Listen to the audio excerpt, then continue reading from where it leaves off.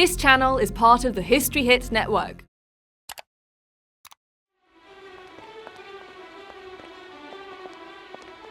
Louis XIV. So powerful, he took his name from the sun itself. So dominant, he made the haughtiest aristocrats bend to his will. So insatiable that no one mistress could satisfy him for long. Throughout a long and turbulent life, Louis sought magnificence in all things. He strived for it in love, in battle, and in art. But above all, he wanted magnificence at Versailles by creating a building so spectacular it would outshine any palace on earth. Taken from intimate memoirs and official records, this is the story of how a king's obsession created one of the wonders of the world.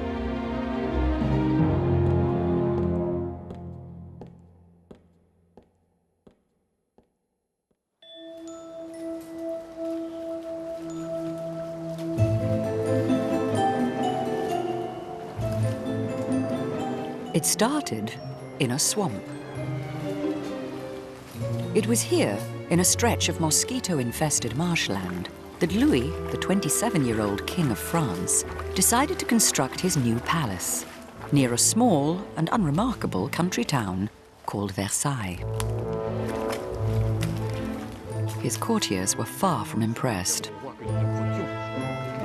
It was almost as though Louis had deliberately picked the worst possible site for his magnificent palace in order to prove to the world that his will was greater than nature.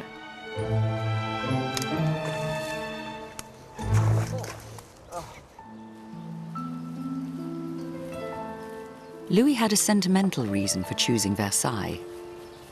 It was the site of his father's old hunting lodge, and as a boy, he'd played and hunted here.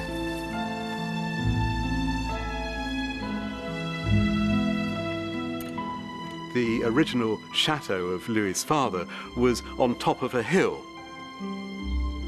The problem, if you wanted to turn it into a whacking great palace, was that you weren't going to be building on flat land. Louis was told this is not a great place for a big expansion of your father's chateau.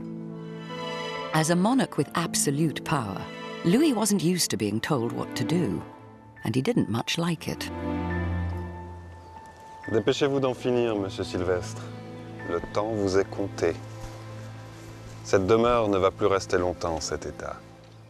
From the outset, Louis was thinking big. He started by hiring the greatest architect of the age, Louis XIV, to transform the hunting lodge into the palace of his dreams. Louis was to devote much of his energy to his new project, but he was always sure to make time for his other great passion. Although married to Queen Marie-Thérèse, he had numerous affairs. His current mistress was a young aristocratic beauty called Louise de la Vallière. Tu me feras croire que ces insectes ont mauvais goût. Ils nous ont piqué vos endroits les plus doux. Mais c'est que je souffre horriblement et l'envie de me gratter est terrible. Là.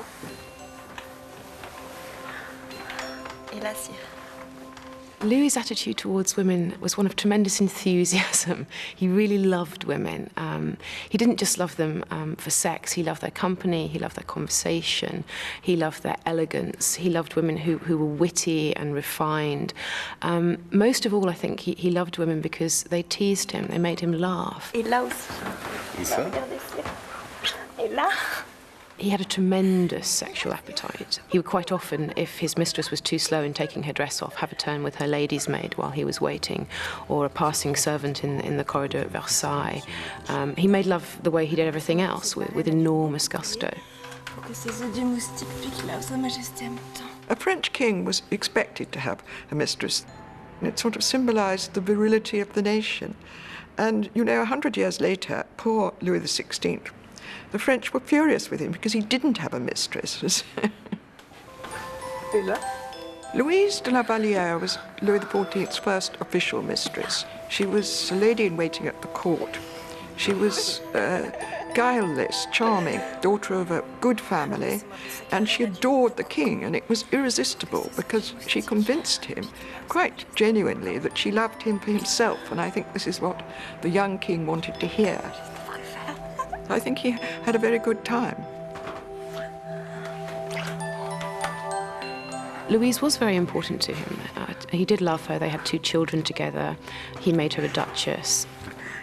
But it was a young man's crush rather than a profound passion. History Hit is like Netflix just for history fans, with exclusive history documentaries covering some of the most famous people and events in history, just for you. Whether you're looking to dive into life and crime in Victorian London, or the forgotten history that deserves to be heard, History Hit has a documentary for you, just a click away. We're committed to bringing history fans award-winning documentaries and podcasts that you can't find anywhere else. Sign up now for a free trial, and Absolute History fans get 50% off their first 3 months. Just be sure to use the code AbsoluteHistory at checkout.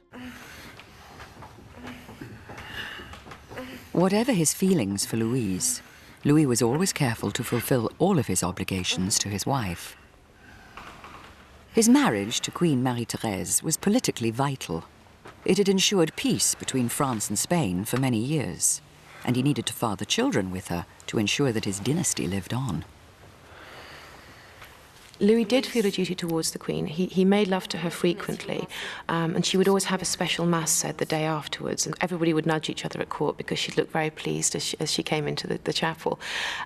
He was attentive to her, polite to her. They had children together, but she simply didn't have the looks or the education or the spirit or the charm to captivate a man like that. She accepted his infidelity, as did most royal and aristocratic women of the time, as being part of marriage. Louis's mosquito-bitten courtiers also had to accept their king for what he was. Like all 17th century monarchs, Louis believed himself appointed directly by God. Bien sûr.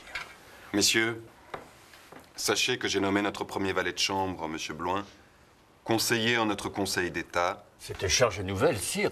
L'un de nous l'aurait volontiers accepté. M. Bloin a notre confiance. Il nous plairait grandement que maintenant vous l'écoutiez. Nobody could tell him what to do. He was quite simply the only power in the realm. And having had this consciousness since he was a very, very small child, I think it meant that he was, without any arrogance or hubris, of the opinion that he was pretty much a god himself. As a kind of living god, Louis liked nothing more than being the center of everyone else's attention. Louis was brought up in a theatre-mad age. As a young man, he took dancing lessons, which seemed to have completely transformed his self-confidence. He was actually a very accomplished dancer, and he clearly enjoyed greatly taking part in these performances, which were mainly in front of a court audience. La troupe des astres s'enfuit dès que ce grand roi s'avance. Les nobles clartés de la nuit qui triomphaient en son absence.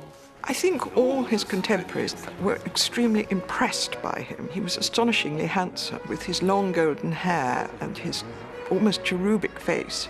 He was indeed God-given, as his mother, Anne of Austria, called him. Louis liked dressing up, and not just for fun. It was part of his public image.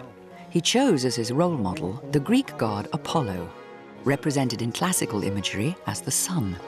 Aujourd'hui, nous prenons pour corps le soleil, qui est le plus noble de tous les astres, et qui, par l'éclat qui l'environne, par la lumière qu'il communique aux autres astres, est assurément la plus vive et la plus belle image d'un grand monarque. Louis was very interested in the sun as a symbol. Il ne s'écarte et ne se détourne jamais. It's a very powerful symbol because it sheds its light everywhere. It's obviously very beneficial, but it's also a symbol of domination because all the other elements are subordinate to the sun. He's in a sense above everything. Monsieur Lully, ne devrions-nous pas ajouter à ce costume quelques plumes et boules dorées pour rendre ce soleil plus flamboyant? The Sun King seems to me an appropriate title. It was one that was a piece of propaganda when he was young. But like many bits of propaganda, I think it became fat.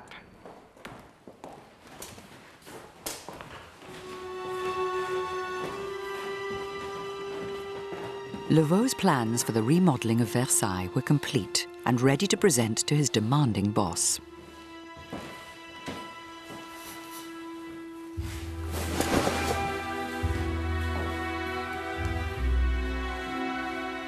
Louis certainly knew that what he wanted was a building which had that shock and awe effect. There's absolutely no doubt that he wanted a building that would be sensational. Louvo's model was impressive, but had a major flaw. He planned to destroy the old hunting lodge. C'est là un bâtiment entièrement nouveau, Monsieur Levaux. Assurément, Majesté. The idea of Louis XIV was to keep always the little chateau of his father. So that was a problem for an architect, because architects prefer to destroy everything and to build a new building. So Louis sent the architect away and he told him, I want this little chateau preserved. Vous devez construire, mais en agrandissant le bâtiment d'origine. Il me plaît de vivre avec la mémoire de mon père. Faites en sorte que vos plans préservent son château.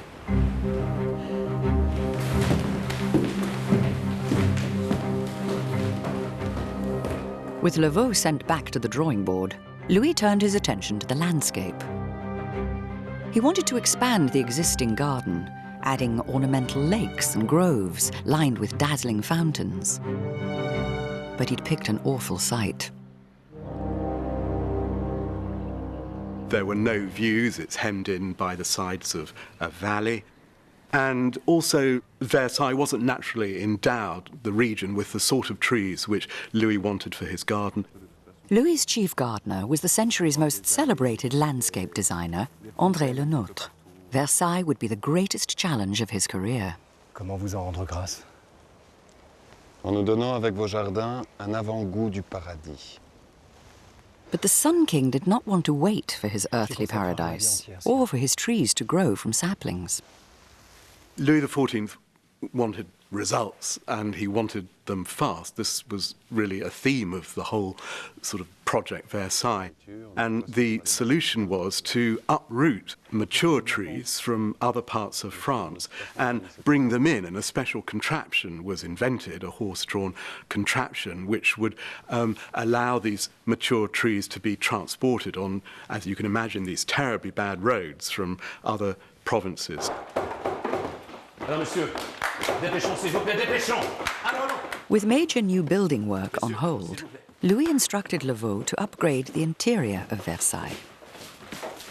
On his inspection tours, Louis was accompanied by his entourage, including Mistress Louise de la Vallière. But Louise now had a rival.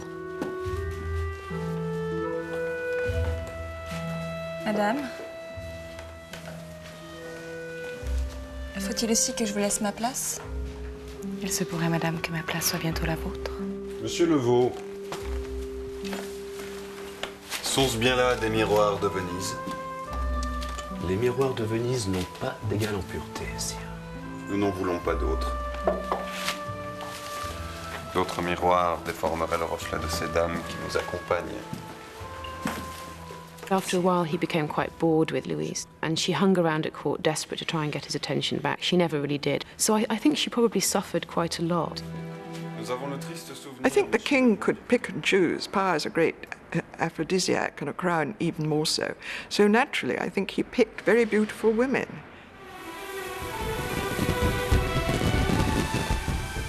Louis liked to display his power. After winning a war against Spain, he celebrated with a huge party in the gardens of Versailles. It was also a chance for the king to show off the woman who had now replaced Louise as his favorite mistress. Her name was Madame de Montespan, and she was one of the most beautiful women in France.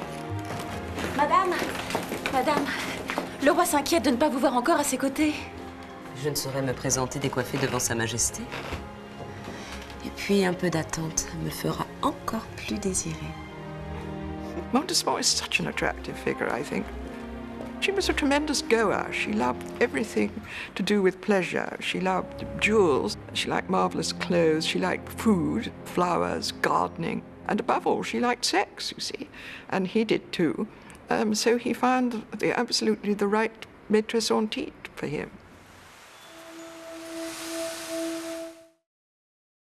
And she knew about having wonderful feasts and about having entertainments. So she was exactly the kind of person Louis envisaged as being suitable. At the same time, she was so beautiful that ambassadors thought she contributed to the legend of the Sun King. The Sun King's festivities were about more than pleasure. They had real political significance. Louis was slowly turning his new palace into the most important and the most fashionable seat of power in Europe. The parties at Versailles, they've been described as pagan masses. Fireworks, rides along the canal in gondolas, balls for 3,000 people under the stars, plays, ballets with 100 dancers by Lully, everything you could possibly imagine all at once in this tremendous circus of celebration for the king. The great parties were intended to show the nobility and the rest of Europe how powerful the King of France was, what wonderful artists he had, what wonderful musicians, how superior his court and his culture were to every other court and culture in Europe.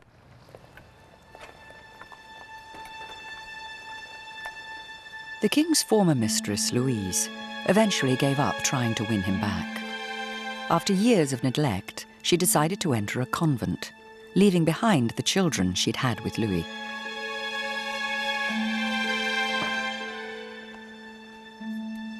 I don't think she felt guilt about leaving them behind because she knew that they were going to be very well treated. So I don't think she felt that kind of guilt because I think her big guilt she wanted to expunge with penance and fasting and all that in the convent. And when she finally got away, I think she was much happier. She became a very hardline nun, you know, haircut, hair shirt, praying and repentance, and generally ended her life more or less in the odour of sanctity. Because Louis was spending more and more time at Versailles, he decided to move his entire government there. To accommodate the new officials, Louis suggested a brand new idea, keeping the old hunting lodge, but enclosing it with massive new buildings on 3 sides. The design was known as the envelope.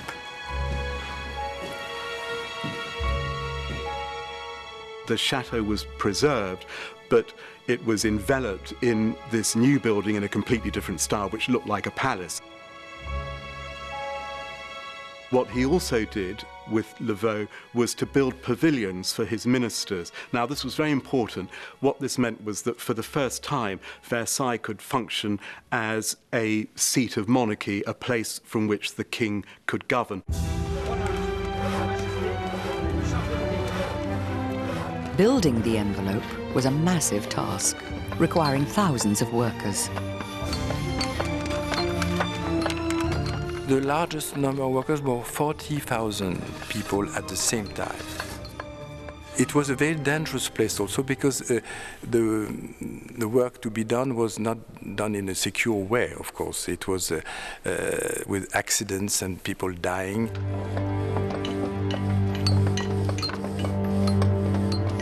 Louis was impatient to get the job done quickly.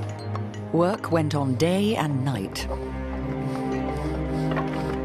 There was no health and safety regime, and the workers who were most at risk were the ones who were working high up. So, for instance, the roofers, the carpenters. We do know that there were a lot of accidents on site. Femme, laquelle d'entre nous n'a pas un mari estropié, un frère défiguré, un éclopé sur ce fou du chantier? And there were times when the death rate, the mortality rate was high, and in order not to demoralize the workforce, the corpses would be removed at night.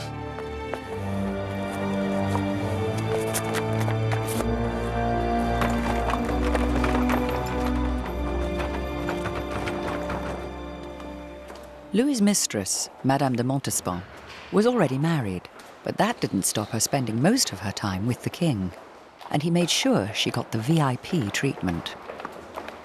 She had a suite of 20 rooms, whereas the Queen had to make do with 11. They were gorgeously appointed, and he spent a lot of time in them. They included a bathroom, most unusual for the time, in which apparently he and Madame de Montespan spent many happy hours. Despite her elevated status, Montespan found it hard to share Louis, even with his own wife. J'ai cru que vous aviez eu un malaise. À l'ordinaire, vous ne restez pas aussi longtemps auprès de la reine.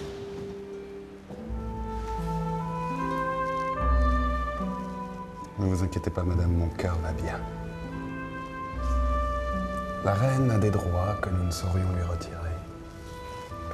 I don't think she was really jealous of the Queen, because after all, she had everything of Louis's real love, and she knew it.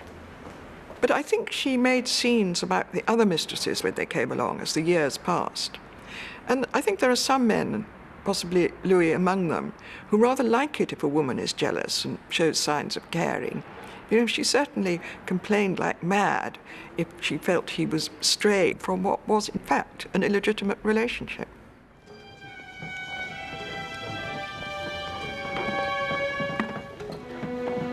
Louis kept a close eye on the building works. But one inspection visit brought a nasty surprise. A mother, angry at the death of her son, killed on sight, was waiting for him. Eh ben v'là un monarque qui saigne le peuple de France. Et pourquoi? Pour sa propre gloire. Eh, votre majesté, je vous maudis, vous, et votre Versailles.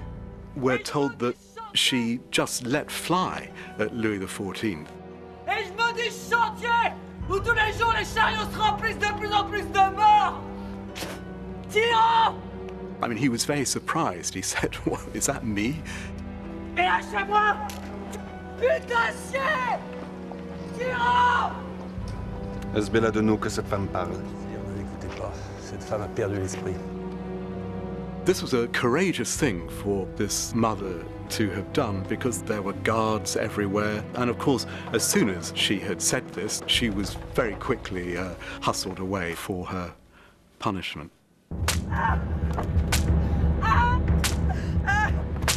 Une bonne administration de la justice exige qu'une indemnité soit versée à cette femme comme aux autres.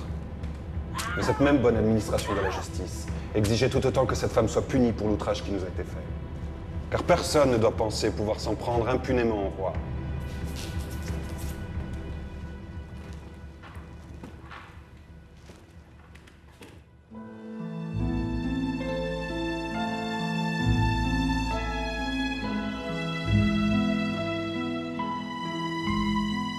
Le Nôtre's ambitious plans were finally taking shape, and Louis's dream of creating the most spectacular palace in Europe was slowly becoming a reality.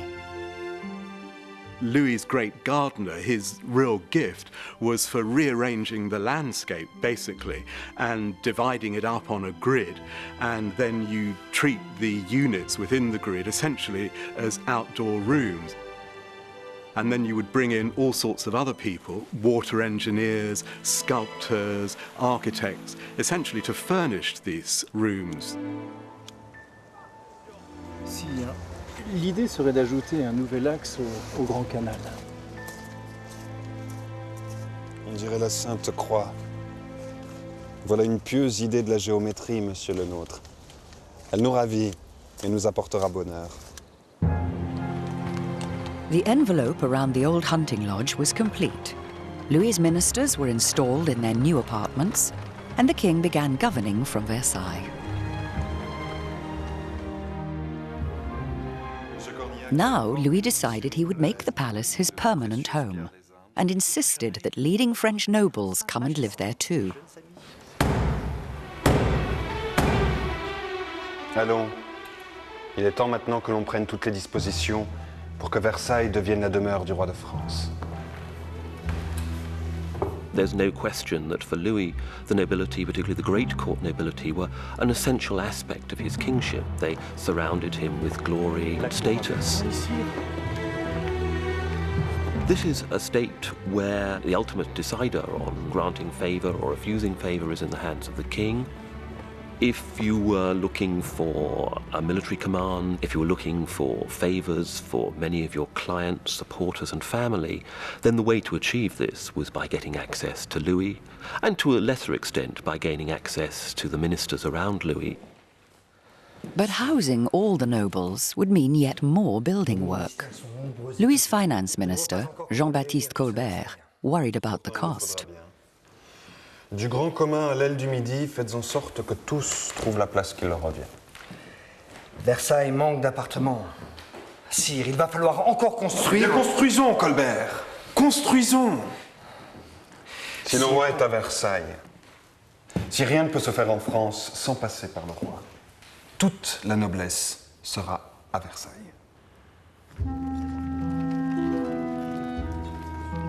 Louis wanted the nobility at Versailles in order that he could keep an eye on them. The message he wanted to give to his nobles was this: you don't need to rebel to get what you want. What you have to do is come and pay your court to me.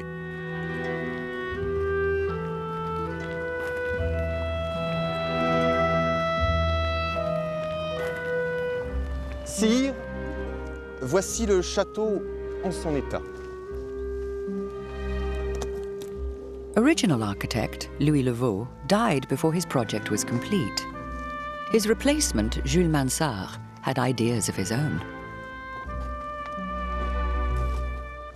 Mansart had the great idea to have big wings each side of the envelope to make some accommodations for the princes and the court. So it was a huge design, and I think he had a greater idea of what would be a great palace for a great king. Si Votre Majesté veut bien se donner la peine de se pencher sur l'une des fenêtres, elle verra alors notre projet plus en détail. Mansart's most ambitious proposal was to build a fabulous gallery lined with mirrors. En réfléchissant la lumière du soleil dans la galerie, ils ne laisseront plus aucune place à l'ombre. Elle aura toujours vue sur les jardins.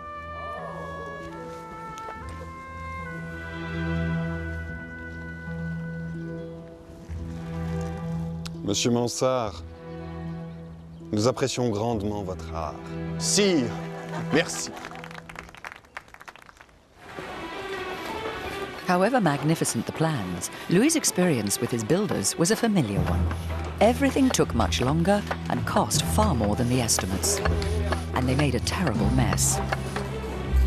Nothing is more false than these gracious pictures of Versailles. It shows this stately place with everything perfect, you know, everybody gliding about. Actually, it was a huge building site.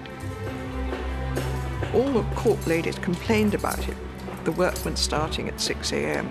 My dear, the dust and the smell of wet plaster which got into their hair. It's exactly like today, exactly like what we feel on a tiny scale when our neighbours go building. Jamais nous ne délogerons. S'il y en a qui ne délogeront point de Versailles, ce sont bien les maçons. Must have been an amazing sight. I mean, the first day in at Versailles. Everybody starts jostling for bigger rooms and better rooms and a better position. In the meantime, the lesser folk, you know, they were trying to get down from the attics, get better rooms, always to get as near as possible to the king. Impossible de s'y retrouver. Pas un endroit qui n'a été modifié 10 fois. En architecture, Sa Majesté ne sait que faire et défaire. Ce Versailles ne m'enchante guère. Il est sans âme.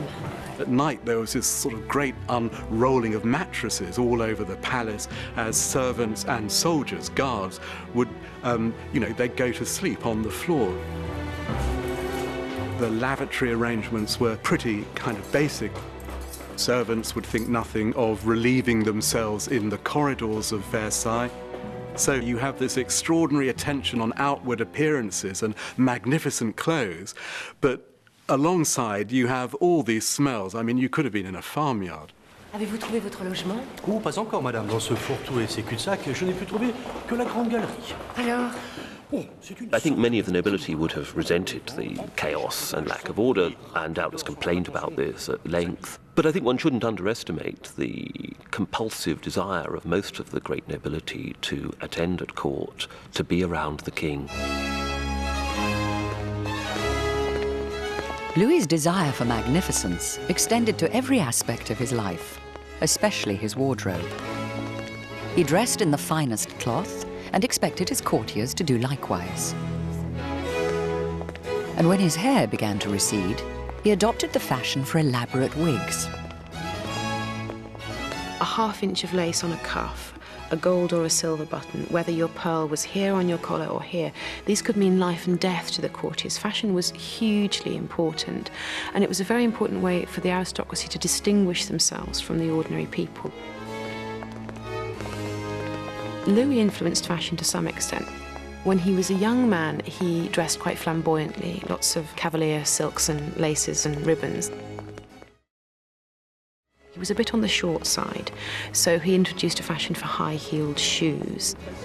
His mistresses, perhaps, were more influential on fashion. Madame de Montespan invented various outfits, including one, the glorious déshabillé, which was a sort of tunic worn over trousers. And she invented this because it was very easy to take off.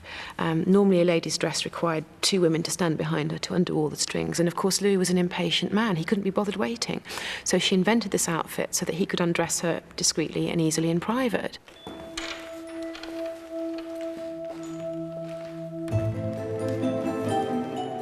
With so many courtiers now craving his attention, Louis kept them busy by turning his daily activities into public rituals.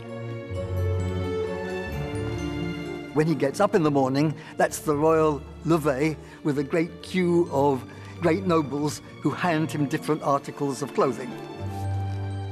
At night, it's all reversed. It's the royal coucher, and he takes things off and gives them to nobles.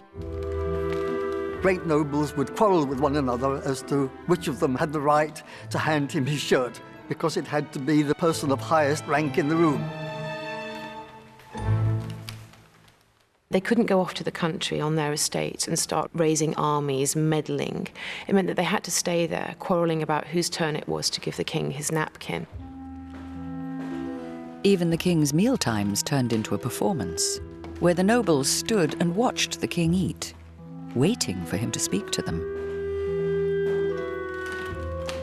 One of the phenomena of Versailles was the sight of leading nobles adopting these very deferential poses. This was actually a very, very powerful signal that the monarchy was back in charge. For the courtiers, flattery became a way of life. For instance, one courtier, a great nobleman in his province, Louis says to him, "When is your wife's baby due?" And this nobleman says, "When your majesty wishes it."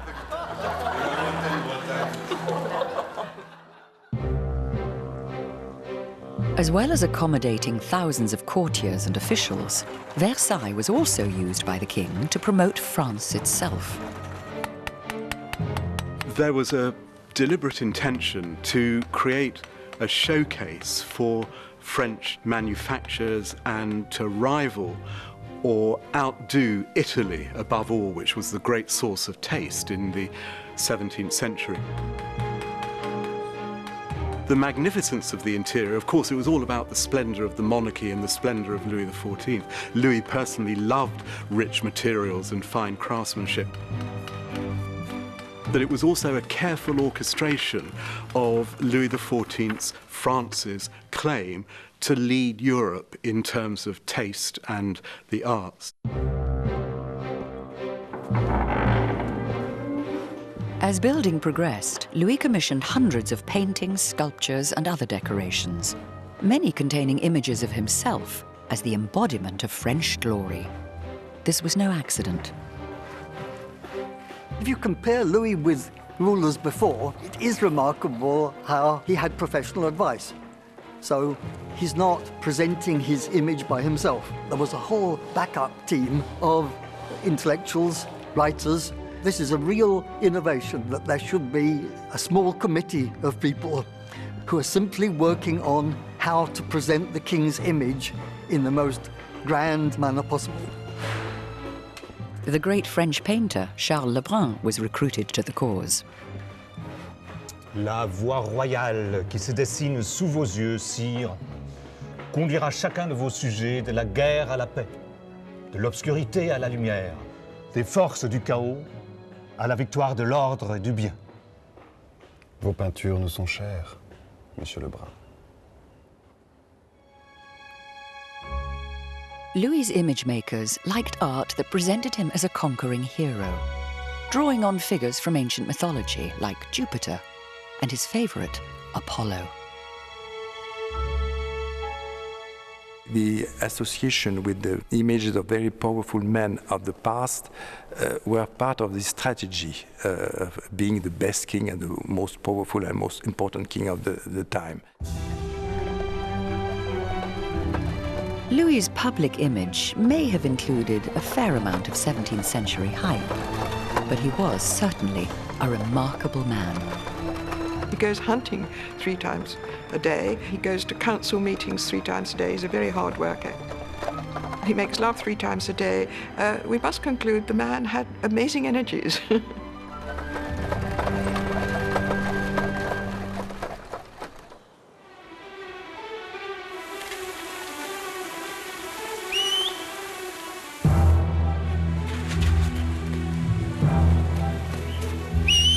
Louis's restless pursuit of glory and magnificence found expression in the gardens of Versailles. But even the king could not change the geography of a region that was critically short of running water to power the hundreds of new fountains that Le Nôtre had installed. And so, when the king took a stroll, his gardeners had to turn the fountains on as he approached, and then off again once he had walked past.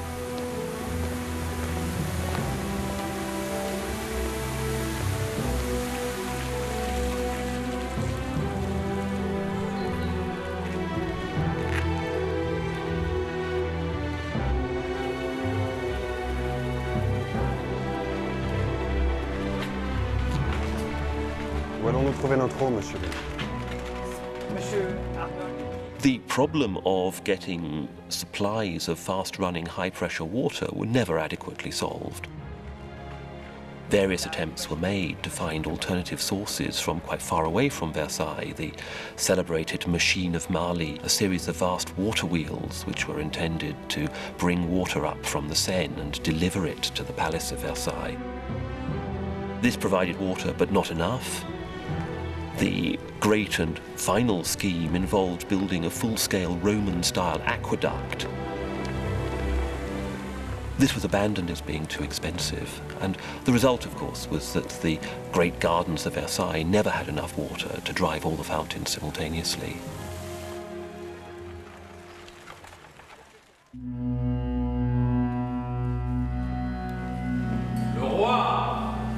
Fortunately, there was enough glass to furnish the palace's most ambitious development, the result of 6 years' intense work.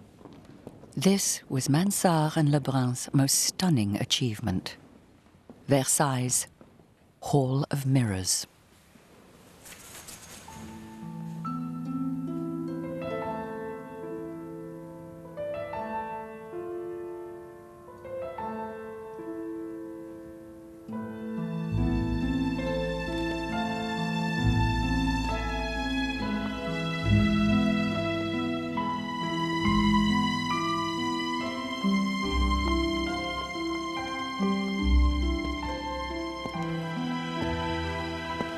Personne n'en croit ses yeux.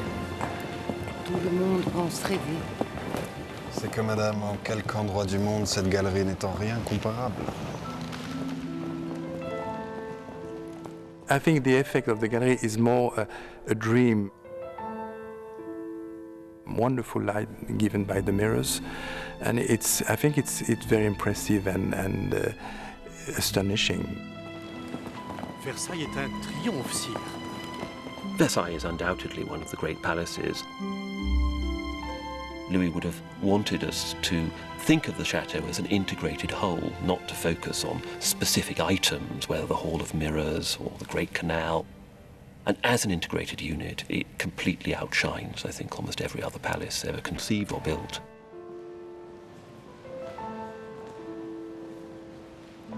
Quelque chose déplaît-il à Sa Majesté? Tout est bien comme vous me l'aviez promis.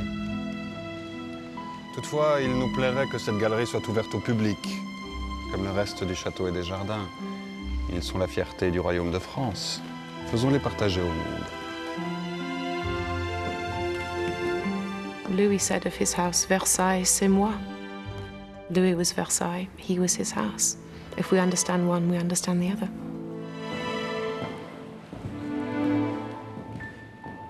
The king wishes to assert his authority and maintain his position. He has to do it through display.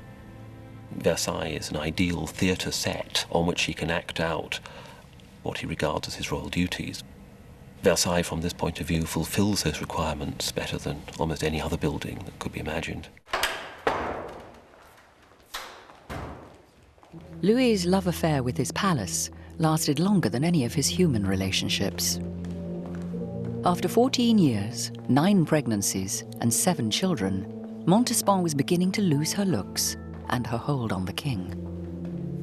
Madame de Montespan began to fall out of favour because, inevitably, after 9 pregnancies, her figure wasn't quite what it was. She became rather blousy, she drank too much, she gambled too much, she made a nuisance of herself with her tantrums, and I think, as happens to a lot of women, the more she felt her man slipping away from her, the more needy and clingy she became.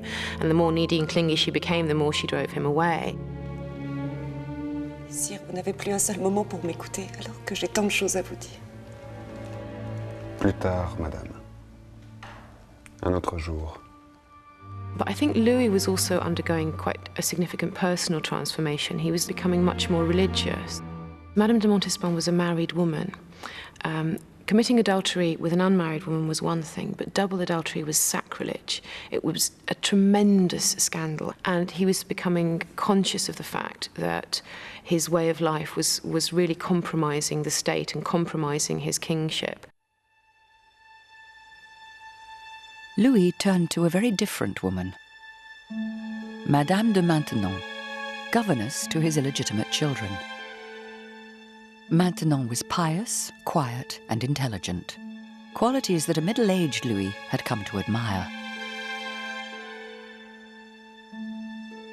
Poor Madame de Maintenon had to do everything. She had to act as a cook, a plumber, a gardener, as well as a teacher and a nursemaid. It was exhausting. And she did this so well that Louis began to pay attention to her. He noticed this intelligent woman, this calm presence. Slowly, slowly, Madame de Maintenon began to seduce the king. Calmez-vous, madame. Me calmer! Rejected mistress, Montespan, was distraught.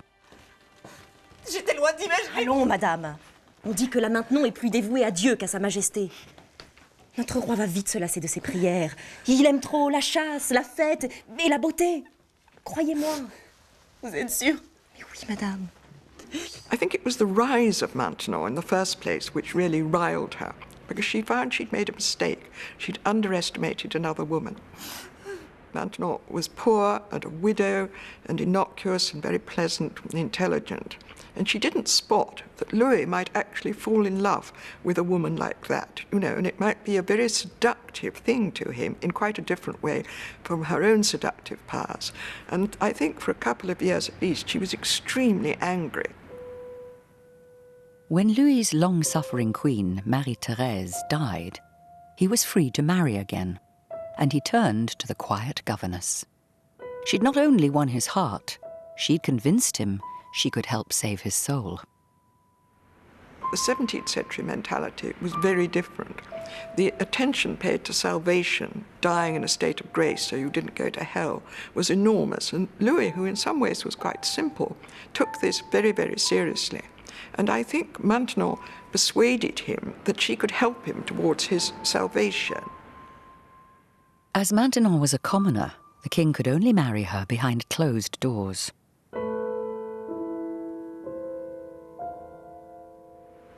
He did need a secret church wedding, a morganatic wedding, as they're called, in the presence of clergy and witnesses.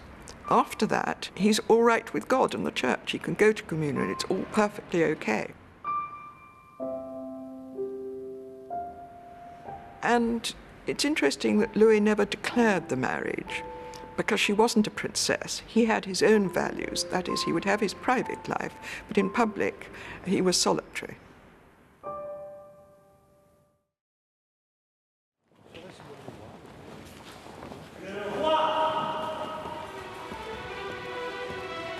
In public, Louis concentrated on running his palace.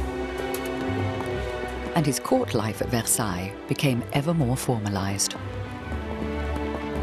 I think the establishment of the full court at Versailles really turned it into the great social, political, power-broking centre of France. Versailles was exciting if you thought like a French nobleman, because Louis XIV was your host. You would spend the evening in the physical presence of the King of France. You would be admitted to his gaming table. You would be invited to dance in front of the king.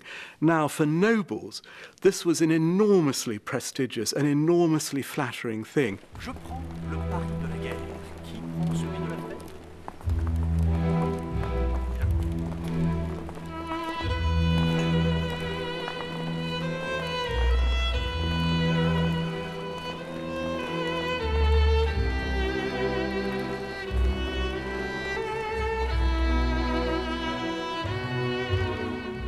The court of Versailles could be seen as a cross, perhaps, between Royal Ascot and the dealing floor of a futures exchange, a combination of a very socially elite group who already know each other and can interact with each other, and at the same time a group of hardened professionals who have their own language and their own codes, who know how to strike deals and to extract the best possible advantages from a particular situation. Versailles was the original hotbed of scandal. The phrase with which everyone began their conversation was on dit, it's being said. They're saying this, they're saying that. All day, these whispers of rumour would travel about the palace, and people would send each other little bulletins by sedan chair to report on what was going on in the different rooms. And that, of course, made it a tremendously claustrophobic place to live. You couldn't do anything without everybody knowing about it.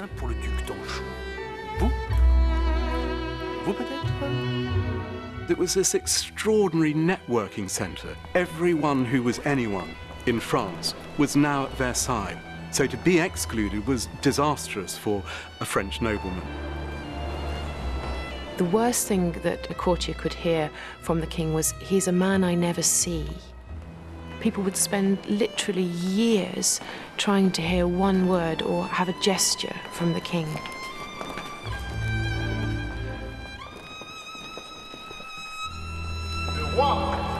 With the nobility now so dependent on him, Louis could fully immerse himself in the role he was born to play. He emerges as this absolutely consummate performer. The whole regime at Versailles hinged on your having this extraordinarily charismatic figure who could perform in all the right ways for this enormous audience which he had assembled around him. But Louis was only human, and after years of good health, he began to suffer from a serious medical problem, an anal fistula. Restez encore un peu. Vous ouvrez le martyr. Comme j'aimerais, madame.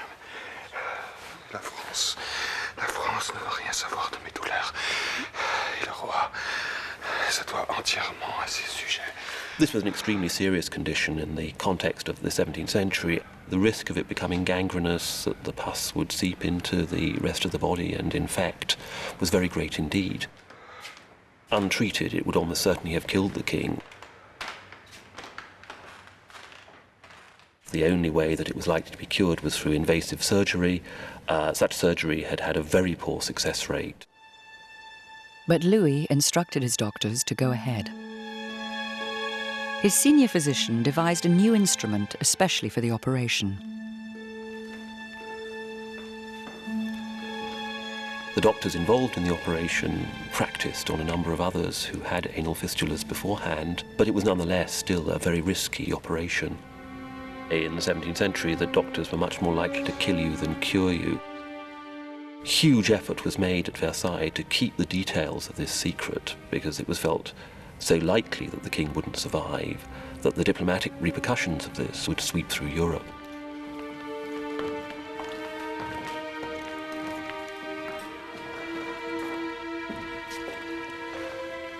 Majesté. Monsieur le chirurgien, traitez-moi comme le moindre de mes sujets. Ainsi, votre main ne tremblera pas. Bien, Majesté.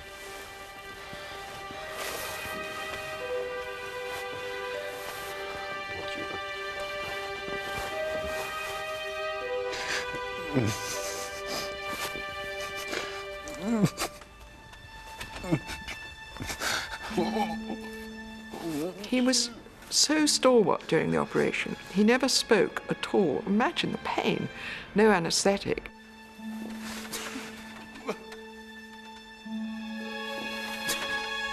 This extraordinary self-control he had.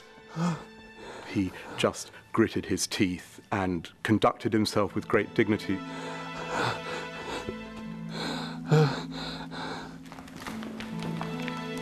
La fistule à l'anus de Sa Majesté est bien réduite.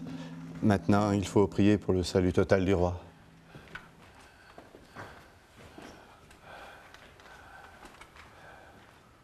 And that night he took a council meeting. Extraordinary. Very pale, with a sort of sheen of sweat, but he made it.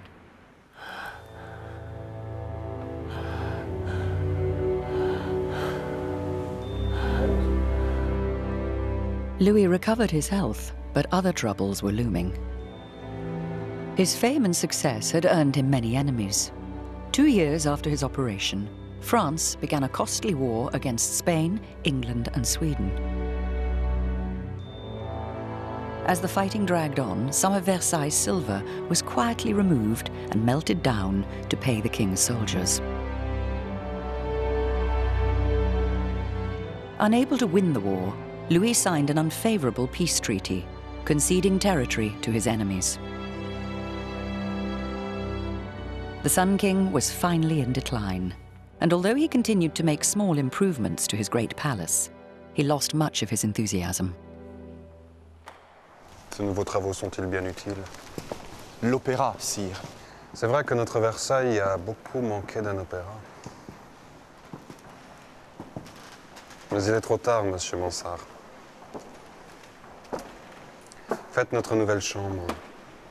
Et pour l'opéra, nous laisserons cela à nos successeurs.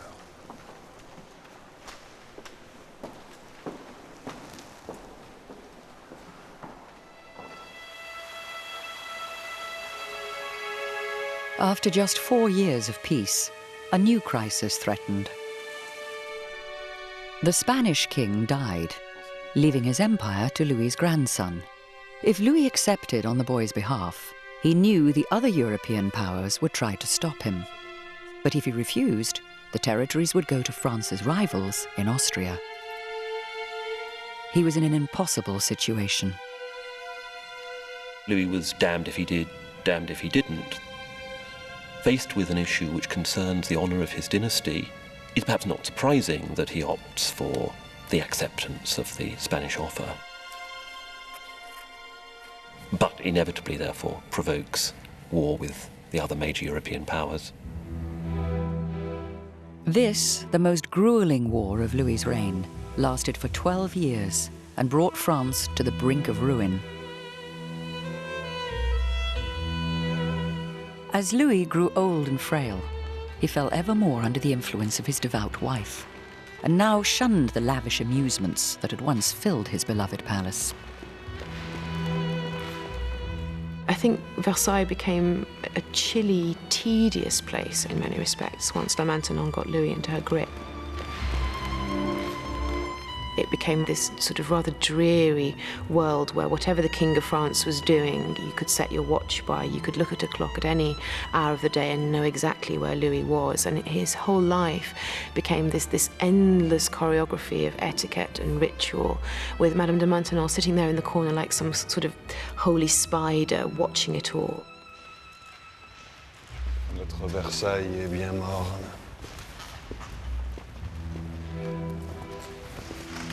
Ces fêtes que vous donniez ne faisaient qu'exacerber les vices de vos courtisans. Et sire, vous dépensiez sans compter. Maintenon was a comfort to Louis when he needed it the most. Illness took the life of many members of his family, including a son and grandson, and he was haunted by the legacy of his wars. I think Louis was a tragic figure in his final days. I think the tragedy began with the sudden deaths of so many of his nearest and dearest. Louis had Maintenon by his side, but she said about him that sometimes he would be alone with her, he'd shut the doors, and then he would just weep about the way things had gone. I think it was a very sad old age, you know, outliving his descendants and having led France into these wars which seemed so wonderful when he was winning them and became so ghastly when he wasn't.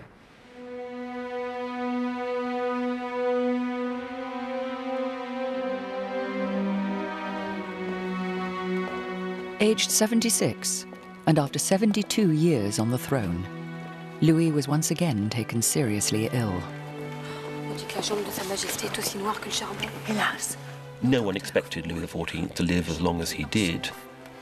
When Louis finally weakens in the last year of his life, it's a result of a gangrenous infection which gradually spreads from his leg to the rest of the left side of his body.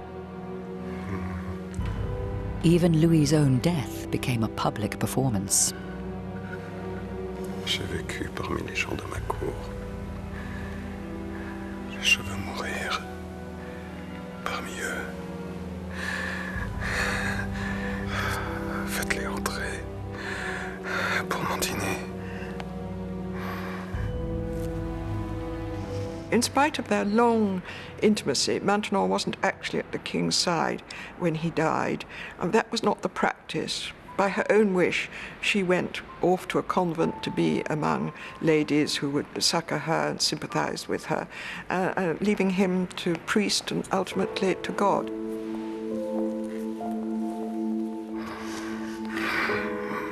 He died rather slowly, and so she came back once, I think twice, to be with him again, but ultimately it was time for her to go.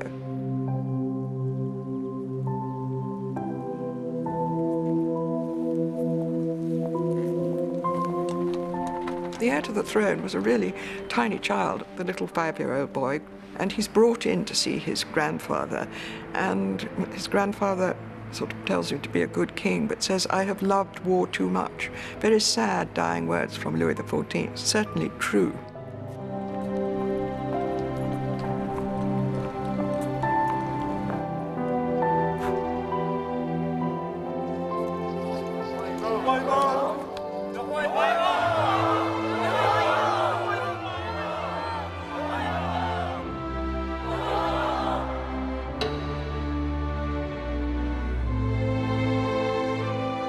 Throughout his long reign, Louis sought to bring glory to himself and his country. That lifelong devotion, expressed in the extraordinary palace he built at Versailles, is the reason he's become part of the very essence of France.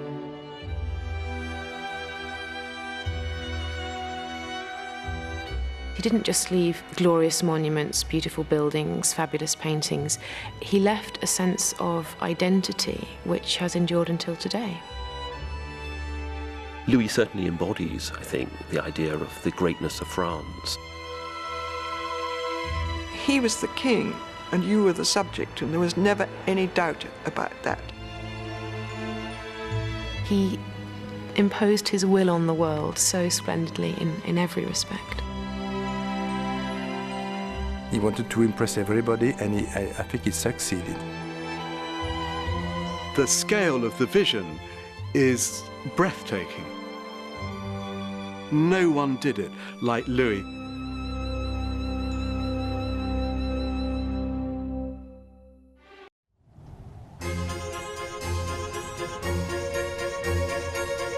The world's most magnificent palace is about to become its most notorious. Home to decadence on a truly royal scale. Prostitution and gluttony. Gambling and torture. And enough sex to to scandalize even the French. This is the story of a king who took Versailles, turned it into his palace of pleasure, and brought the monarchy to the brink of collapse.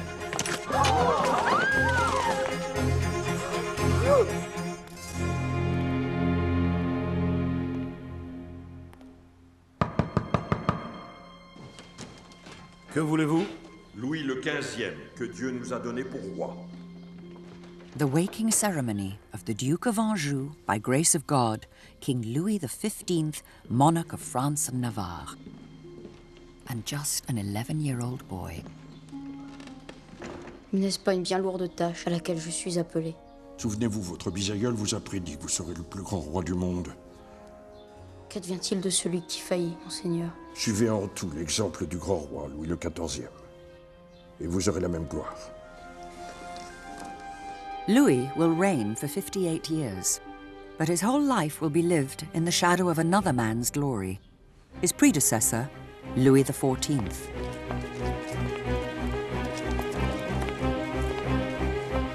Louis XIV was an incredibly tough act to follow.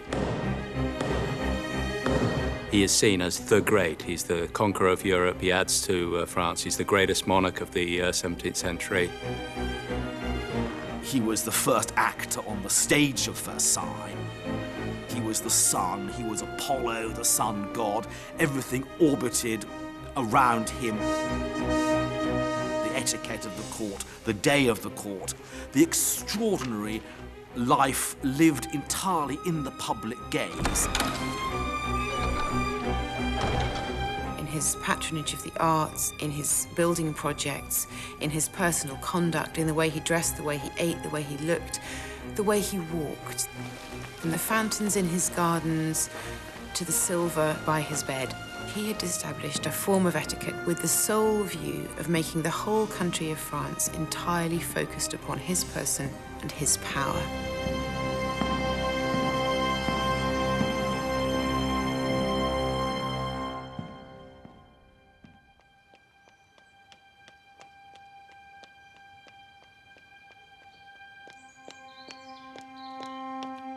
Louis XV never expected to be king, but both his father and grandfather died before they could reach the throne.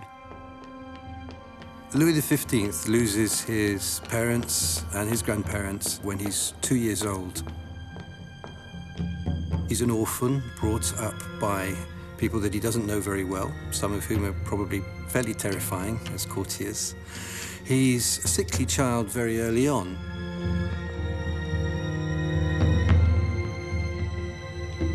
Wherever he went, Louis was surrounded by the legacy of his great-grandfather, the man who first built the extraordinary palace that was his home. Certainly, one would imagine Louis XV has been traumatized by the death of all his near family and is a lonely and probably slightly disturbed child in his youth. And I think this carries through the rest of his life. Louis had been called the King of France since he was 5, but others ran the country in his name. On his 12th birthday, it was time for him to take his crown and his place on the world stage. The coronation of Louis XV was a moment of great hope and expectation for the French people. They had had long years of war, and now the country was at peace, and it had a young king in whom it was possible to invest every conceivable hope. So they could project their ambitions and expectations for the new reign on this young, as yet untested king. But there was a shadow over Louis's inheritance, cast not by an eclipse, but by a mountain of debt. Despite all his success in war and diplomacy, Louis XIV never managed to balance the books, or even pay for the building of his enormous palace. On a craint pendant longtemps que la nuit qui nous entoure reste là à jamais. Mais dans quelques 2 minutes, sire, vous allez voir le soleil réapparaître. Et ce sera comme si rien ne s'était passé. Louis XIV, when he died, left France in absolutely dire straits. After a long war, he of course left France something like 20 years' revenue in debt, 2 billion livres in debt at least. And this was going to be an absolutely massive problem. 2 billion livres. That's 160 billion pounds in today's money. But before he could start work on that problem, there was one other thing that demanded the new king's immediate attention: marriage. Louis XV was more than ready to get married. When he was 15, his original fiancée, who was the little Infanta of Spain, was still only 5 years old. And since 15-year-old boys loathe sweet little girls, he was rather embarrassed to have her around the place. Also, the ministers were terribly keen to get him breeding, so the little Infanta and her dolls were packed off back to Madrid, and a new wife had to be found. They cast about for princesses, and they eventually settled on Maria Lesinskaya, who wasn't the most obvious choice, since her father was the deposed King of Poland, and she really had no money. She was 22, quite pretty, although, as the female courtiers disparagingly remarked, her complexion had never known any other cosmetic than snow. Nonetheless, 15-year-old boys aren't really very choosy, and Louis fell madly in love with her at once.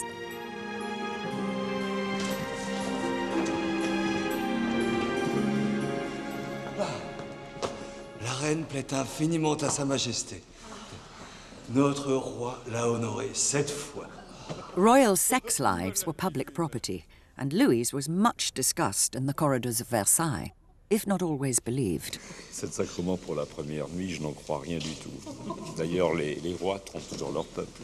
Vous voyez, une ingénue peut parfois tromper son monde.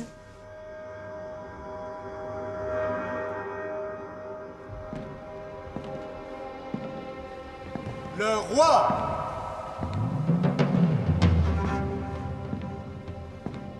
Louis was now a husband, but he had yet to truly become a ruler. So he set out to copy his great-grandfather. Louis XIV had begun his reign by becoming his own prime minister. So now, number 15 decided to do exactly the same. It would have been very simple for Louis XV to choose a prime minister, which would have been a much better solution for him, because he could have then had someone picked and appointed for the job. Il est temps que je prenne moi-même le gouvernement de mon État et que je me donne tout entier à l'amour que je dois à mes peuples. Aussi, ai-je jugé nécessaire de supprimer et d'éteindre les fonctions de Premier ministre. Je veux suivre en tout l'exemple de Feu le Roi, mon bisaïeul.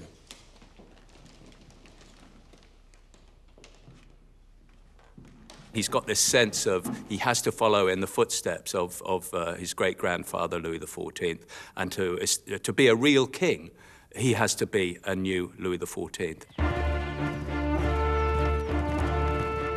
Louis was living just like his great-grandfather, ruling as an absolute monarch, enjoying the hunting in the forests around Versailles, and soon fulfilling the first and most important of all his royal roles, fathering an heir. Mon fils! Un fils.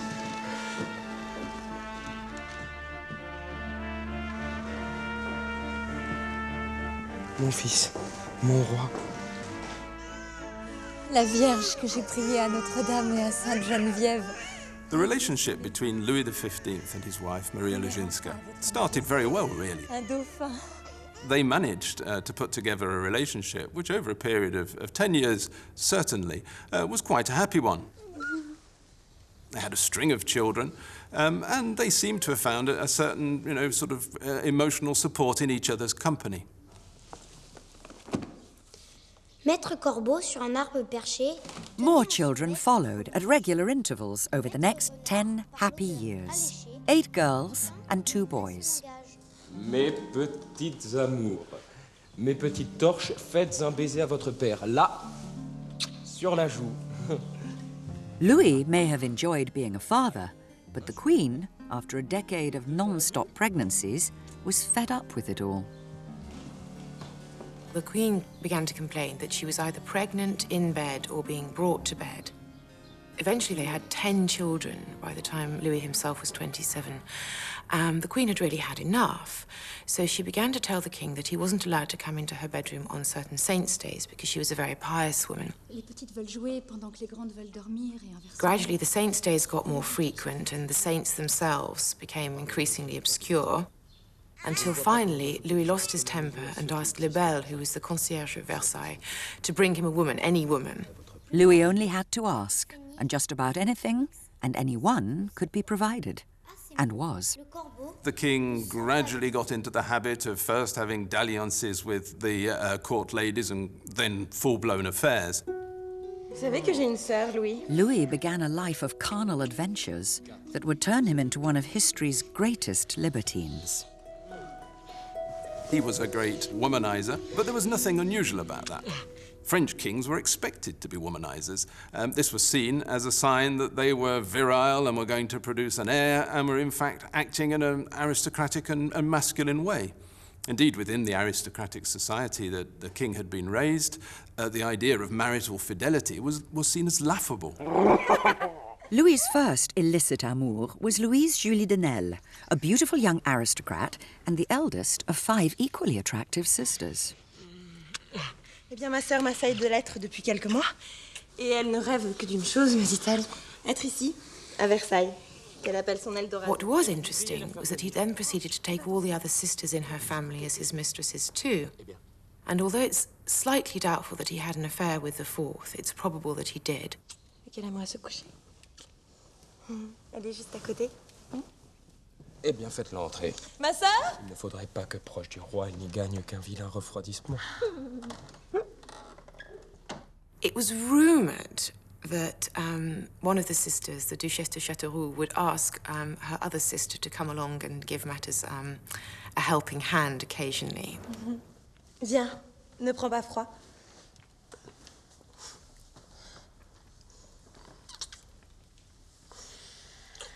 In some senses, it was a scandal, but I think people thought it was funny rather than disgraceful. Both Louis XIV and Louis XV had huge sexual appetites, and perhaps 4 women were really what the Bourbon blood needed. Louis's affairs with his favourite sisters and his simultaneous flings with many other women produced the inevitable consequences. In the course of his reign, the king would father a whole brood of illegitimate children. We're not actually sure how many, but certainly in the region of 30, I think, would be a decent guess. But as the rooms of Versailles filled up with Louis's offspring, the king's mind moved to affairs of state. He'd decided to copy his illustrious predecessor in another way, by taking France to war.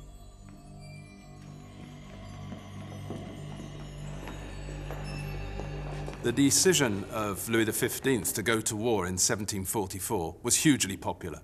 This is what a king of France should do. He should be seen at the head of his armies, fighting and leading his troops. Louis's declaration of war against France's traditional enemies, of Britain and Austria, made him a hero on the streets. And so did his decision to lead his armies in person, accompanied, of course, by 2 of the de Nesle sisters. But war was to bring Louis his first brush with death. While he was at Metz, he fell terribly ill, and it was considered that he was going to die.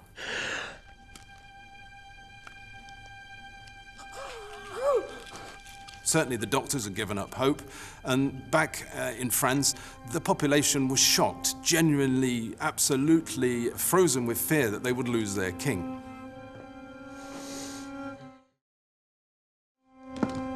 L'état de Sa Majesté a empiré.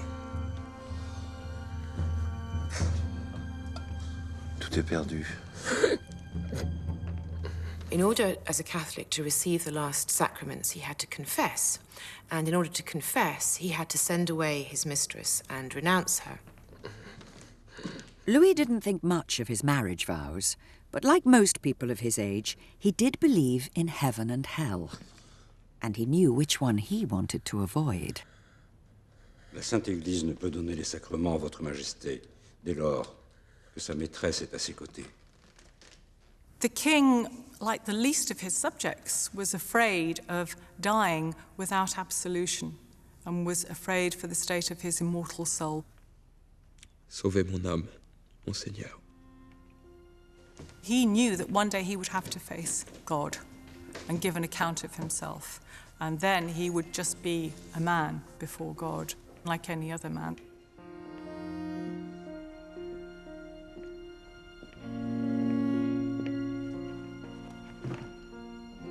Il vous faut quitter cette ville immédiatement, madame, et n'y plus jamais paraître. Y a-t-il plus aucun espoir? C'est le prix du salut de mon âme. The mistresses were sent away, but they refused to go completely. They hung around in the town of Metz until the bishops were obliged to send a message saying that our Lord wasn't really going to wait upon their pleasure, and would they please get out. And so the Donnell sisters was dispatched. The king promised that if he was saved, he would dedicate the rest of his life to the well-being of religion and his subjects. Avec le secours de votre sainte grâce, je vous demande pardon pour mes fautes. The king received the last rites, but then, miraculously, recovered. And it's from this period that his name, Bien-Aimé, the well-beloved, dates, because the people were so pleased that their young king had recovered from his illness. Sa Majesté me charge de vous dire qu'elle se repent du mal qu'elle a pu commettre et promet de consacrer le reste de ses heures au bien de ses sujets. But Louis's newfound piety didn't last long. As soon as he possibly could, he went back to his old ways. And within a few months, Madame de Châteauroux was back in his bed. Louis the Beloved became even more popular in 1745. He was present on the battlefield as the French army crushed the Austrians and the British at the Battle of Fontenoy. France was the dominant power in Europe once again, just as she had been in the time of Louis XIV. It was the perfect moment for Louis to meet the love of his life. He's out hunting in the forest outside Versailles, and he comes across in her carriage this very beautiful, very striking young woman. Everyone knows he's taken by her. People refer to her as the Louis XV's latest piece of game. She was called Jeanne Antoinette Poisson, the future Marquise de Pompadour. And she was much more than a piece of game. In fact, Madame de Pompadour is a rather well-connected woman with one of the key factions at the heart of power, who form part of a big financial clique. What everyone says, she's strikingly beautiful. And her beauty is really the key to her initial success. She uses her beauty, she uses her very considerable political acumen to establish herself at the heart of the king's power. Monsieur le Duc, les vieux raisonnements moraux sur l'infériorité féminine, la tendresse de son tempérament et sa faiblesse intime sont à oublier. Selon messieurs Diderot et d'Alembert, la femme est l'égale de l'homme. Vous écoutant, madame, il me serait difficile de ne pas en convenir. She was nicknamed Renette, the little queen, as a child, because when she was 8, she had gone to see a fortune teller who had told her that the King of France would fall in love with her. So she and her family were absolutely convinced that this was her destiny. Demandez à un crapaud ce qu'est la beauté. Il vous répondra avec mon ami Voltaire. She sang, she danced, she had a beautiful voice, she was very well read, marvelous conversationalist, extremely charming woman. Très spirituelle. Très spirituelle. Que l'on serve encore à notre chère marquise de ce vin du diable qui délie si bien les langues. Si. Louis XV and Madame de Pompadour were really very much in love. And at first, in fact for some years, their relationship was sexually passionate. He found her very desirable. Not so much, I think, because she was as sexy as the Donnell sisters had been, but because she understood him very well. She knew how to amuse him, to captivate him, to charm him, to divert him. encore sale. Mais la pudeur, Louis. Ève était nue jusqu'à l'invention de la honte. Soit. Mais fermez les yeux. Certainement pas. She was a very emotionally intelligent woman, Madame de Pompadour, and I think it was this that Louis loved in her. Unfortunately, she herself said that she was physically a cold woman. She didn't really derive any pleasure from lovemaking. She didn't have the temperament for it. But she tried very hard. She put herself on all these sorts of ridiculous diets of, egg yolks and red wine with gold flakes sprinkled it to try and build herself up and increase the heat of her temperament in order to satisfy Louis in bed. But her maid, Madame d'Orsay, pointed out that she would kill herself rather than please Louis by doing this, and so she gave it up. Tiens, voici l'abbé, le confesseur des jolies femmes. Madame Pompadour may have been a favourite with her lover, the king, but most other inhabitants of Versailles were not impressed with her. On dit qu'un certain roi a 500 bouffons qui l'accompagnent partout pour le faire rire. The courtiers loathed Madame de Pompadour because she was bourgeoise. They could not forgive her for being middle class. It was just about acceptable for a king to have liaisons with lower-class prostitutes, but a maîtresse en titre had always been an aristocratic woman. Ignoring the snobs at court, Pompadour used all her charm and intelligence to advance the interest of her small group of friends and do down her rivals. She was associated with a cabal at court who were constantly trying to promote the interests of such and such a general. So she had a kind of a political baggage that she carried. Elle se fait acheter des châteaux, partout aussi. Projette d'en acheter d'autres encore et vous allez me dire que c'est aussi... Children are rarely keen on their father's new girlfriend, and the same was true at Versailles, especially when Louis's many children saw him spending a fortune on her. Qui lui a tiré la langue, c'est bien vous. Je hais Madame de Pompadour autant que vous. They felt, rightly or wrongly, that her presence somehow demeaned their father. Elle déshonore le roi, je le lui ai assez dit. As a consequence, of course, they famously dubbed her Madame Putain. Mummy Whore. Louis's children may have loathed her, but their mother, the Queen, was rather impressed. She was particularly nice to the Queen, which poor old Maria Lesinskaya was very grateful for, because until Madame de Pompadour arrived, nobody had ever taken any notice of her at all. In fact, the first time she was ever sent flowers was at Madame de Pompadour's instigation. And although obviously the difference in their positions meant that they could never be anything like friends, the Queen was heard to say, if there must be a mistress, better that it is this one. Louis was victorious in war and lucky in love, and it made him grow overconfident. In a grand personal gesture, he agreed to a peace deal with Austria, one that handed back most of the territory his generals had just won for him. His ministers thought it was a terrible idea and told him so. Ça va coûter cher. Ils ont payé sans rechigner les impôts que la guerre imposait.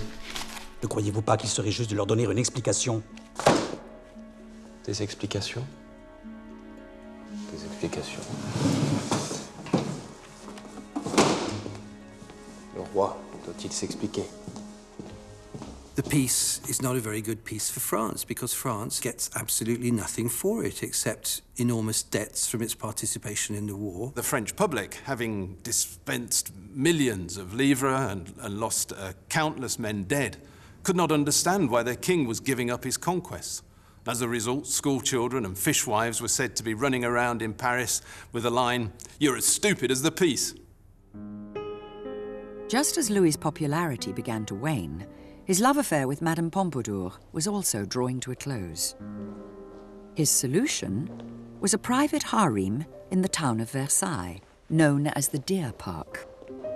When Louis XV and Madame de Pompadour ceased to have a sexual relationship, Louis XV didn't really want to replace her with another mistress. They got on too well for that. And from now on, his sexual appetite was catered for by a series of young women who were brought out from Paris, teenage nymphets, uneducated.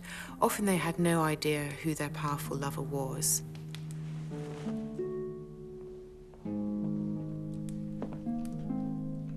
young, virginal, beautiful girls are brought in for his sexual gratification. But this is developed into something altogether more salacious by the press at this time. When things had been going well, Louis was forgiven, even praised, for indulging his royal lust. But after his hated peace treaty, people saw their king's behavior very differently. There's a sort of gutter press, effectively, which just amplifies this, makes him an absolute sexual debauchee of the worst imaginable kind. The Deer Park obviously did create rumours at the time. It was, according to them, the scene of these terrible orgies in which underage girls would be shipped in droves from Paris for wicked Louis XV to enjoy. And one of the worst things that was said was that Madame de Pompadour acted as a sort of procuress, that she would find the girls for Louis and entice them to the Deer Park. It couldn't have been less true. Madame de Pompadour knew about it and she accepted it as a necessity. Et vous, madame? Qu'en pensez-vous? Faced with a deluge of criticism, Louis turned to the one person he could trust completely.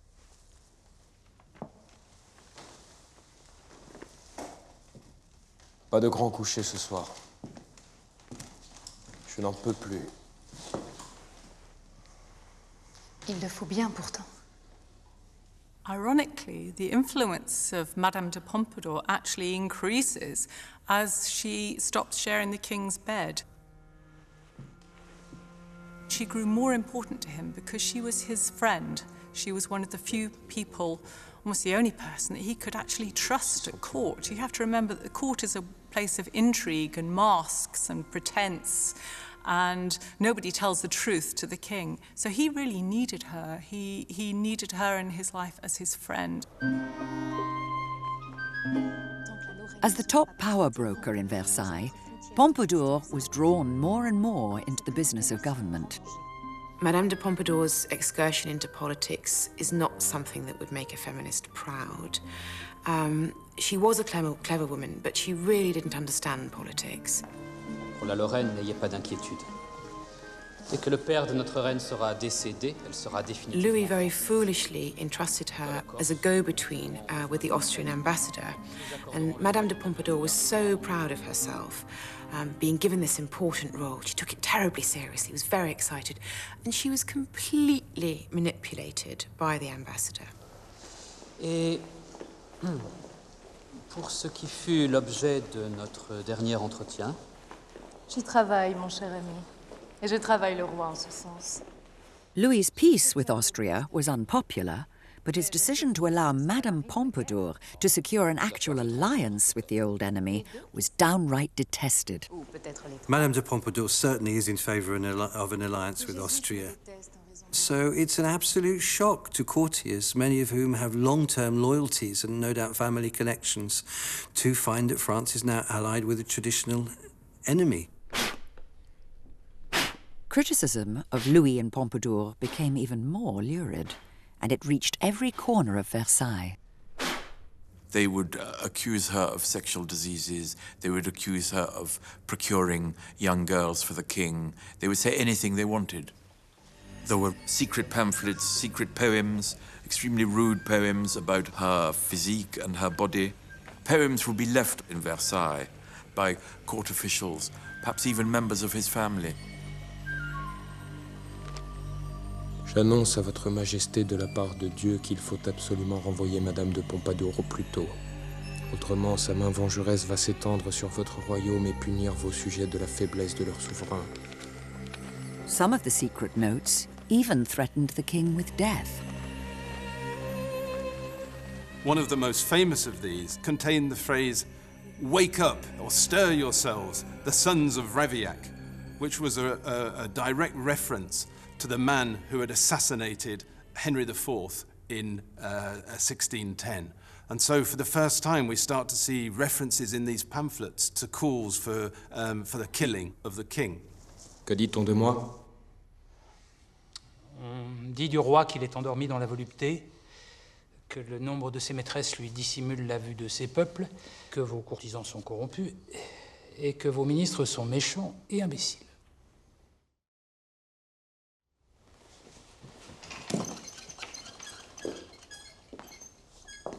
Il y a pire encore. Quand je vois vos tristes figures, je le sais. Il se colporte que le roi a la peste. Et que pour s'en guérir, il prend des bains de sang d'enfant qu'il fait enlever. In 1750, there's the extraordinary episode where there is a rumour and there are riots that Louis XV is having his police force kidnap children so that he can cure himself of some horrible illness by bathing in the blood of these kidnapped Parisian children. So this is a very serious and very shocking state of affairs. Les choses comme elles sont dureront bien autant que moi.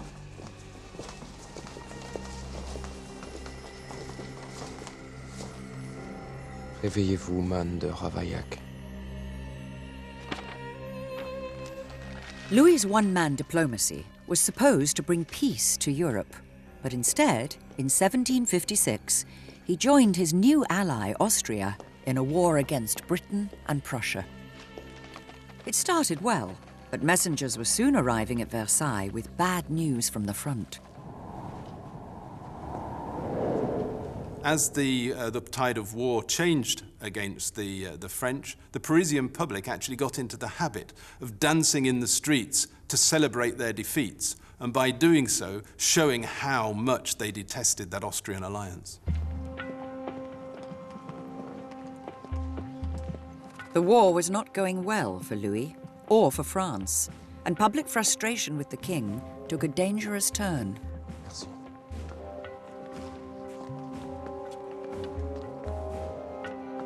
In January 1757, Louis XV is going to his carriage, going down the steps, and a certain individual called Damien rushes up.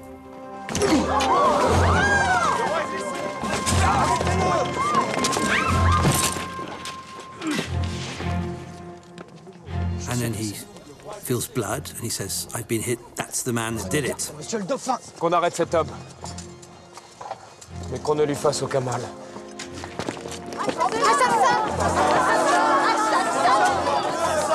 Damien is immediately arrested, tortured on his feet by the Chancellor, although Louis XV did not want him to be tortured, to see whether he had any accomplices and whether the knife was in fact a poisoned knife, which is the great fear that they have at the time.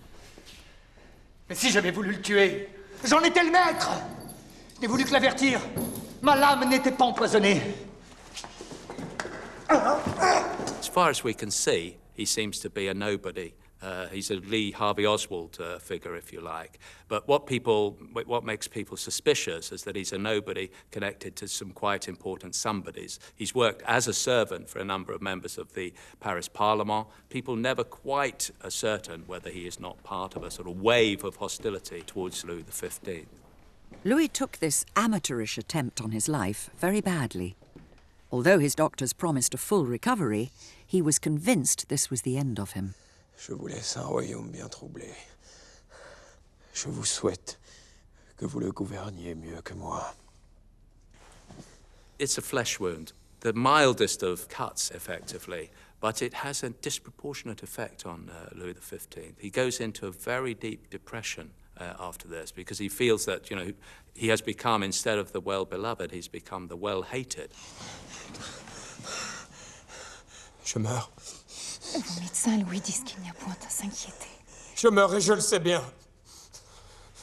Que l'on fasse venir l'abbé Rochecourt pour qu'il me donne l'absolution. Vous en connaissez le prix, Louis. Je vais paraître au tribunal de Dieu, madame.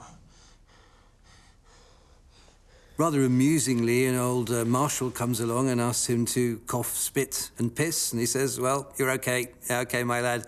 There's nothing important being touched." But that's not, of course, the way Louis XV sees it. Alors, la blessure est peu profonde, tout juste la pointe d'un ongle. Bien, très bien. Elle est plus que vous croyez. Car elle va jusqu'au cœur. The psychological shock of one of his own subjects attacking him. This situation is the culmination of his lack of virtue, and so he's bound to feel that it's his own fault, he's bound to feel guilty, and it's bound to give rise to a great deal of self-questioning. Hearing the grim details of the punishment planned for his would-be assassin did nothing to improve Louis's mood. Mené et conduit dans le dit tombeau à la place de grève. Et, sur un échafaud qui sera dressé, tenaillé aux mamelles, bras, cuisses et gras de jambes. He's going to pay for this very, very dearly, in that he's not merely going to be executed. He's going to be put to death in the most horrible way that can be devised by judicial cruelty. Sa main droite tenant en ficelle le couteau dont il a commis le dit parricide, brûlé de feu de soufre. He's executed in the most extraordinarily gory way on the Place de Grève in Paris, sort of strapped down to the wheel, and the executioner goes around breaking most bones in his body with an iron bar. He is burnt with tongs, and his flesh is knowingly pulled away from his body. And it goes on and on and on. But at the end of it, 4 horses are attached to each of his limbs, and they're encouraged to sort of, gallop off in different directions, pulling his body to pieces. Well, they do that, and it's not working, so the executioner goes back and he starts hacking at various pieces, so effectively he can be pulled to pieces. Damien stays alive and conscious for much of this operation. He finally dies after 4 hours of absolute torment, which is going to disgust people by its reports. Assez. Taisez-vous. Louis had had nothing to do with the grisly execution, but accounts of it stained his reputation right across Europe. It gives the reign of Louis XV this incredibly ghastly, sort of backward sort of feeling to it. Although his physical suffering was nothing compared to that meted out to Damien, Louis's mental stability was badly shaken by the affair. His closest aides described him as troubled and depressed. For a monarch who takes being a king extremely seriously, this is a big thing. And all the court talk about over the next couple of years is this depression, this sort of melancholic vein to Louis XV. Seigneur, je crie vers vous du fond de l'abîme, que mes cris parviennent jusqu'à vous. To make matters worse, the conflict with Britain was proving to be disastrous. By the end of what's called the 7 Years' War, the French were driven out of Canada, India, and much of the Caribbean. The British, largely because of their navy, were able completely to turn the tables on France. France has really lost all her pretensions to becoming a global superpower, and she's lost that to England, basically. If the world is speaking English today, it is partly because of the outcome of the 7 Years' War in the 18th century. It was a disaster for France, it was a disaster for the French monarchy. For a king whose greatest hope was to live up to the glory of his predecessor, this was almost too much to bear.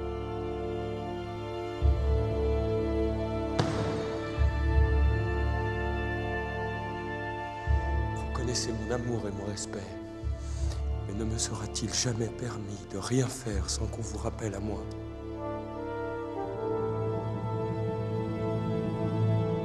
The main thing that a king of France was supposed to do, which is sometimes forgotten, le métier du roi, was the conduct of foreign policy. Now, he wasn't really supposed to mess around with things like the parliament, internal politics. That wasn't his job, it was foreign policy. And if you can't even get that right, you're going to be hated.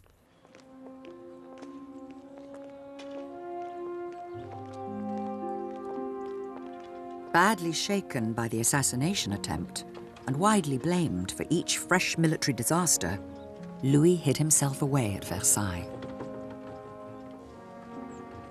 The 7 Years' War was undoubtedly the nadir for Louis XV. He withdrew into himself, and instead of doing what he'd done during the Austrian War, of getting to the front and leading his troops, instead he spent his time hunting.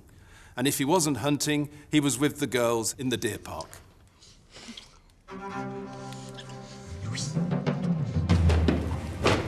Louis may have lost a war, but he was still the absolute ruler of France. And when the criticism of him became too much to bear, he came up with a suitably absolutist response. Even the first encyclopedia in the French language, one of the great intellectual achievements of the age, went onto the bonfire. Unfortunately, Louis XV was by nature suspicious of anything that he saw as unorthodox, and as a consequence, he just didn't associate himself with this great outpouring of French culture and knowledge. Louis was still close to Madame Pompadour, who tried to change his mind. At a dinner party one evening in Versailles, a duke said, "What is gunpowder made of?" And Madame de Pompadour seized the moment and said, "It's true, we don't know what gunpowder is. What a pity it is that Your Majesty in his wisdom, you've banned the encyclopedia. Otherwise we could have looked in the encyclopedia and found out what gunpowder is constituted from." So they sent for a copy of the banned encyclopedia, which of course the king had in his private library, and they spent the rest of the evening reading articles in the encyclopedia, and he was of course very intrigued by this, and this was supposed to be one of the reasons why he had it reinstated. Getting Louis to rescind the ban on the encyclopedia was to be one of Madame Pompadour's last contributions to his life. In 1764, she contracted tuberculosis. Ce n'est rien, Louis. J'ai consulté vos médecins. Il n'y a rien qui doit vous alarmer.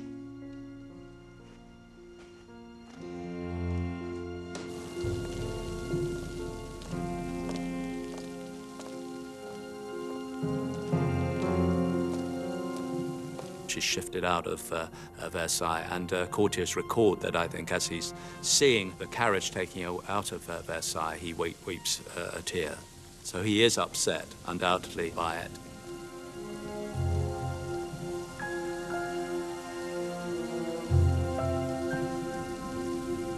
He stood on the balcony and he cried because he had lost the person he trusted the most in the world, and he felt very alone without her.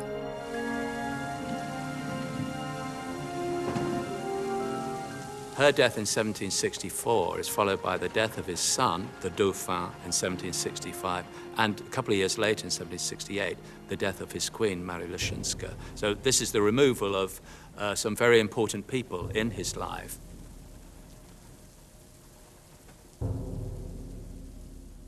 The deaths of these people who are close to him in the mid-1760s undoubtedly has a very big impact on him emotionally.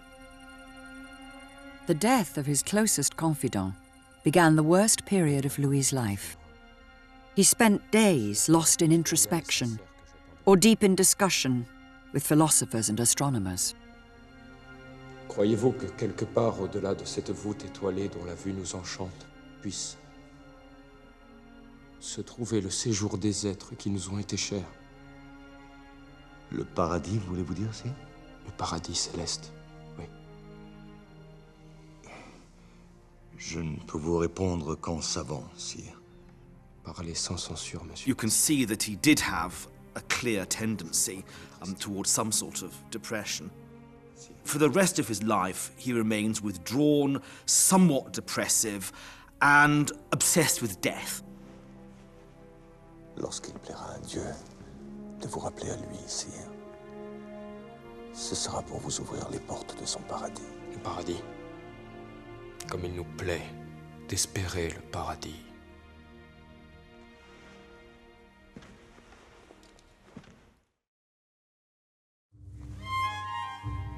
Just as his courtiers were almost giving up hope for Louis, he recovered his lust for life. The reason was a new mistress, nearly 40 years younger than him. I'm rather fond of Madame du Barry. She was as beautiful as an angel and as stupid as a basket, but she made Louis very happy. She was utterly, utterly gorgeous. I mean, all the king's mistresses were always described as ravishing, but I think she was the one who truly was. She was fabulously sexy. She was, I suppose, the sort of 18th century version of the tart with a heart. Prenez garde à l'assassine, Louis. Madame du Barry had an instant effect on the aging king. He could think of nothing else but her. She was extremely beautiful. She was supposed to look like a kind of debauched angel. La friponne est pour vous, sire. Not too bright, but very good fun. Mais saurez-vous trouver la caressante? Madame du Barry sort of gives him a bit of a perk up, really.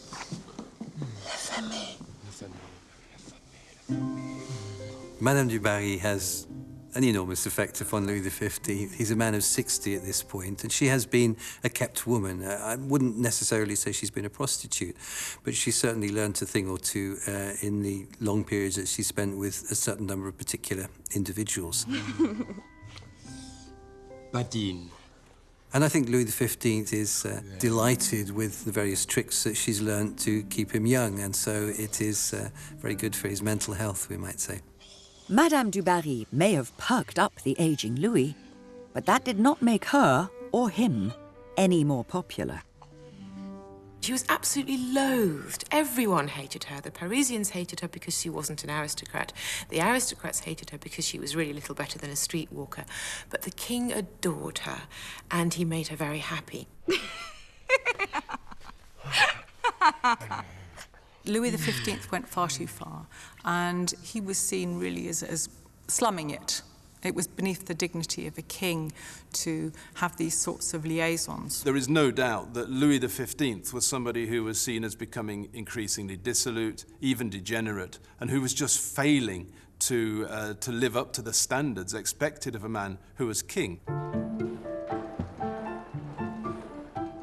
Whatever people said about him, the new relationship gave Louis the confidence to embark on a grand project. To give his new heir, the future Louis XVI, the greatest wedding of the century. The young Louis was due to marry Marie Antoinette of Austria, and Louis wanted the ceremony to take place in a brand new theatre inside Versailles, a project abandoned years before by Louis XIV. Par le moyen des 60 criques se trouvant sous ce plancher, sire, celui-ci sera remonté à même hauteur que la scène. Votre table de 22 couverts, sire, à laquelle prendra place la famille royale, sera sur la scène. Elle sera démontée dès la fin du souper pour laisser place à l'orchestre. Louis XV felt the crown was under threat from the Parlement, from different sections of society. It had suffered the defeats of the 7 Years' War. Therefore, he wanted a spectacular royal wedding to assert the splendor and power of the monarchy.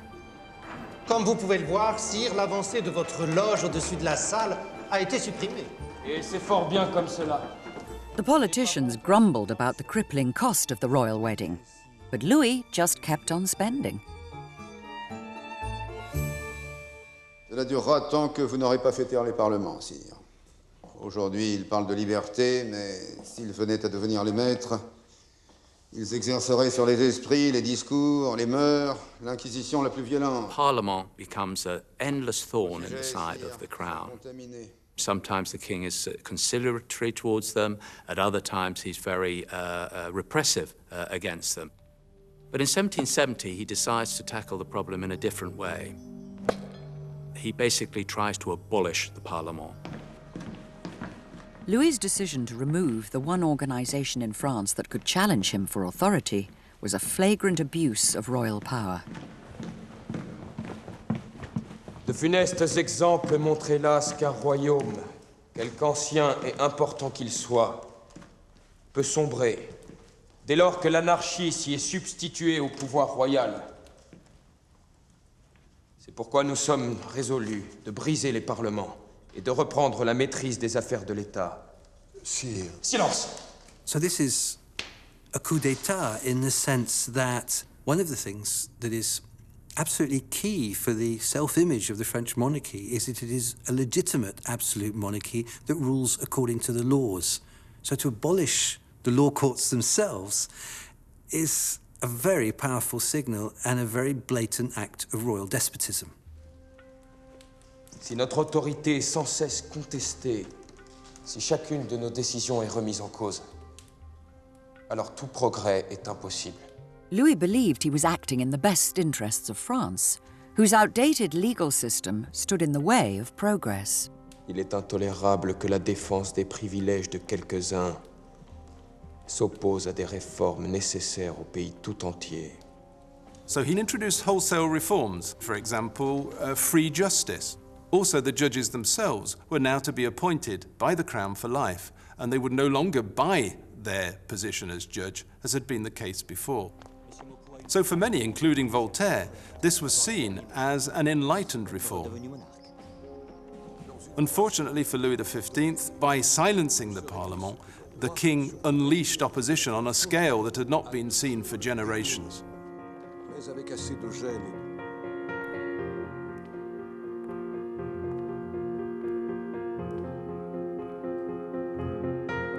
It was too late for Louis to play the reformer. Years of erotic self-indulgence, along with failed wars and bungled diplomacy, had cemented his subjects' opinion of him. A bad king and a bad man.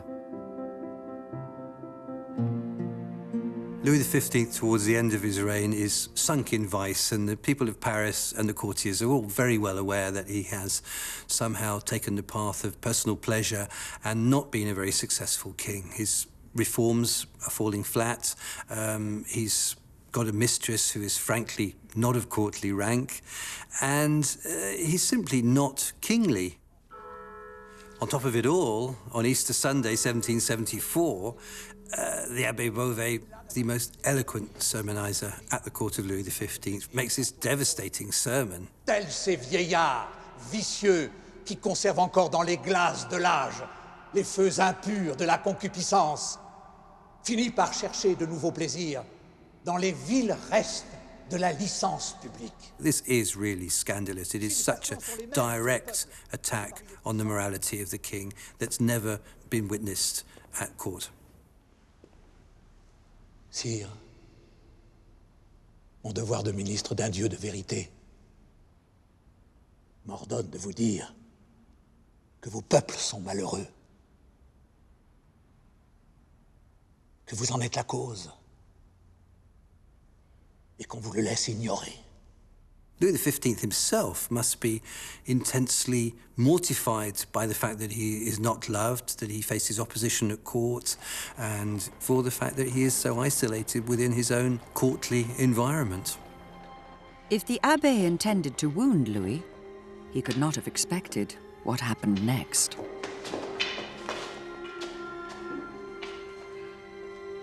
Weeks after this humiliating dressing down by the Abbé Beauvais at Easter, Louis XV falls ill.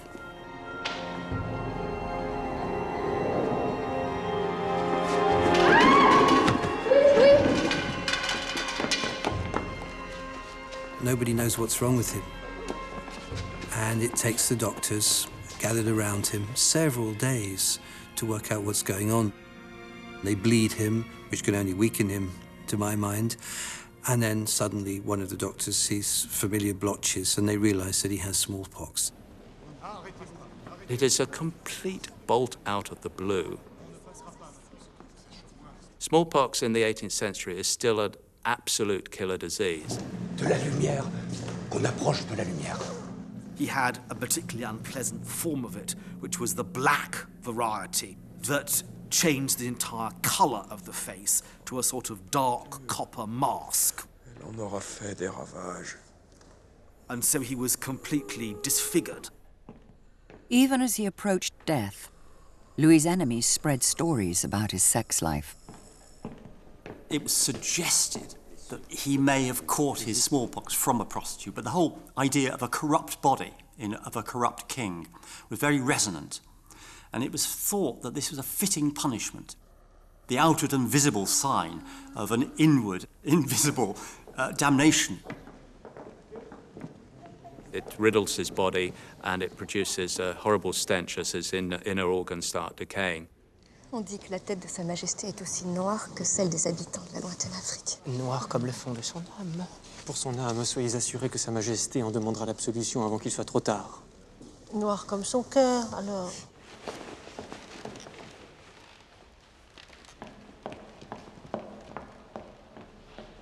Underneath it all, he is very devout, and he goes into ultra-devout mode. He sends away Madame du Barry from the court in the same way that he sent away the Duchesse de Châteauroux in 1744 at Metz.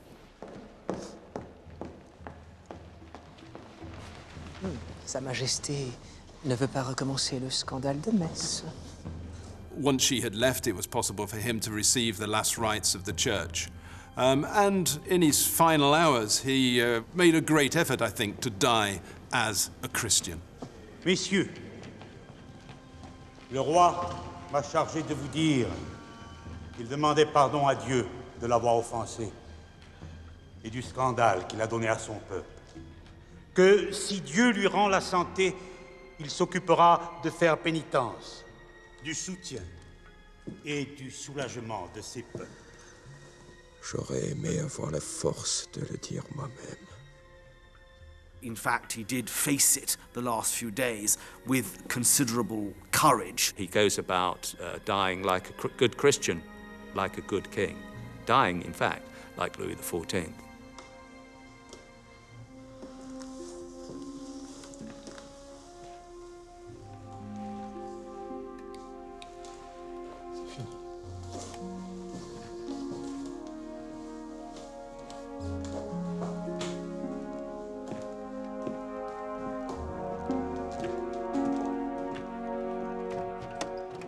When the announcement came, no one seemed to care. Le roi est mort!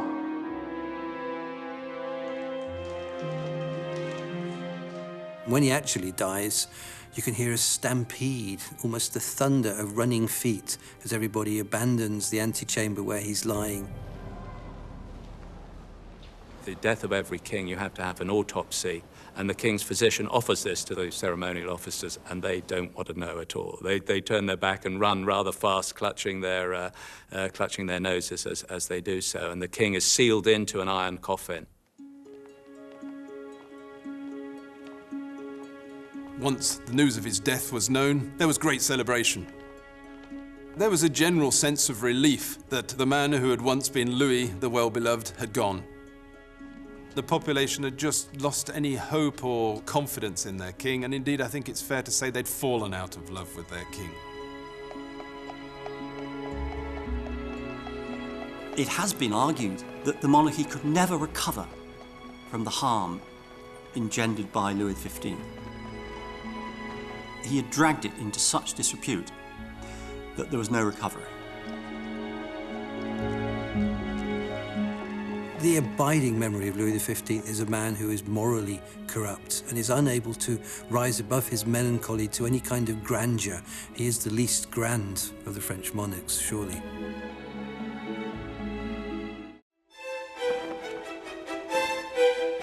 For over a century, the Palace of Versailles was home to the most powerful family in Europe.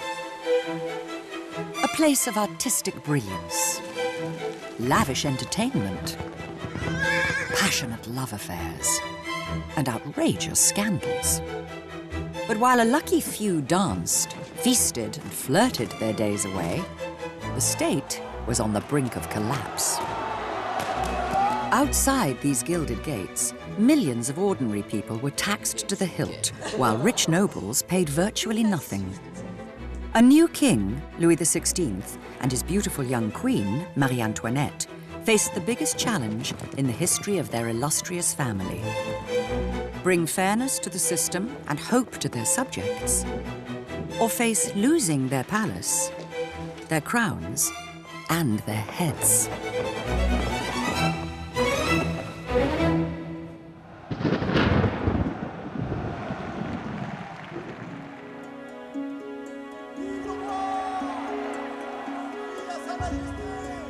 In 1775, Versailles celebrated the coronation of a new king and queen. Louis XVI had lived most of his 20 years here, surrounded by courtiers and power brokers. But like his young Austrian wife, Marie Antoinette, he didn't feel ready to rule. Dieu m'est témoin que je n'ai pas voulu cela. Seigneur, protégez-nous. Nous régnons si jeunes. Despite their king's private feelings, the public had high hopes. He's young, he has a beautiful wife, so there's everything to expect from this new and hopefully glorious reign of Louis XVI.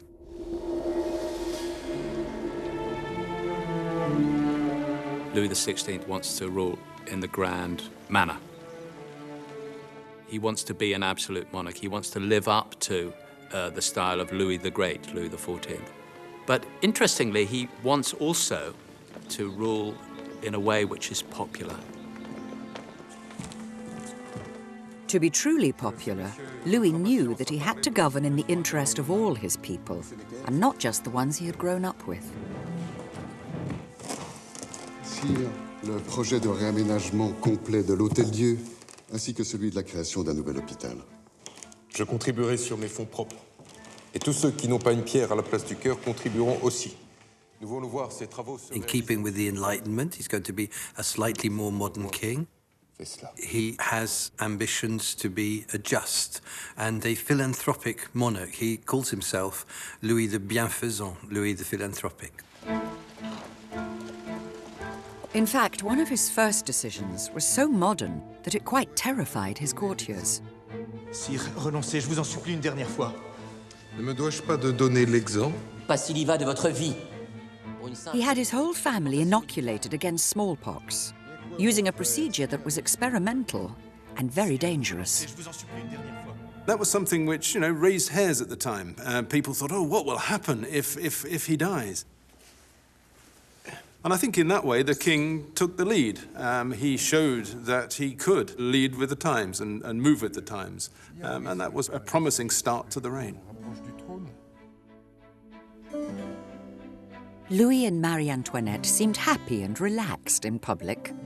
But behind the smiles, there was a problem with the royal marriage. A big one. The marriage was, in one way, a disaster. If you say that the point of the marriage was to produce heirs who would combine the blood of the Austrian royal family and the French royal family, well, that wasn't going to happen, because poor Louis XVI simply couldn't, wouldn't, or didn't try to consummate the marriage. A king and queen's sex life, or lack of one, was an important matter of state. So it didn't take long for news of Louis's failings in the bedchamber to spread around Versailles. It's so embarrassing, a situation where all the courtiers hung about the bridal chamber. I mean, it's inconceivable to us that they were allowed to do that, and sort of more or less said, "How was it for you, sir?" And nothing happened, and he didn't consummate it for a long time. Precisely what was going on behind the bedroom door mystified the courtiers and divides historians to this day. For the first 7 years of the marriage, there is clearly a sexual problem. And certainly that either the couple do not have sex, or they don't have sufficient sex, or they're not sufficiently instructed in sexual matters to actually produce pregnancies and children.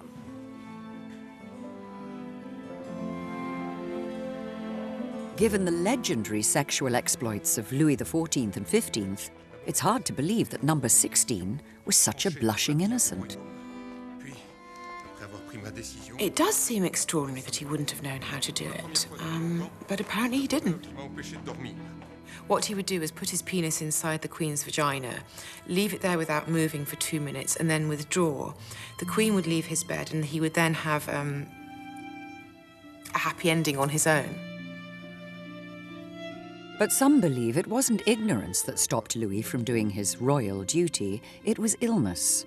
A rare medical condition called phimosis, which meant that lovemaking was more pain than pleasure.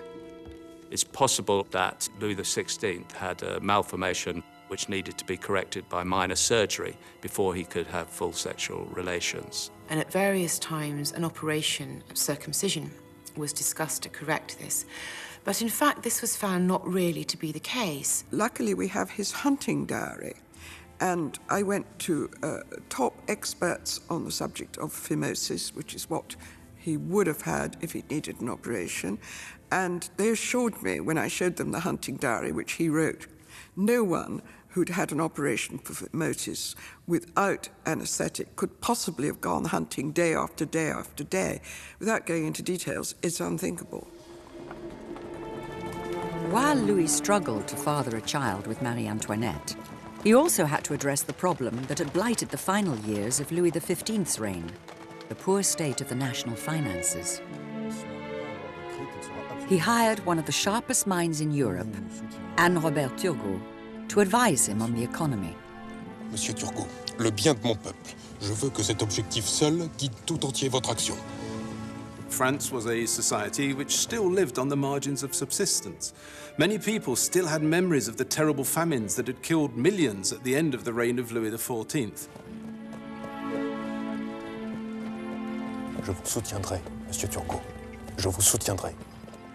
Turgot is an enlightened minister who has a particular sense of the importance of landed wealth and the need to tax landed wealth.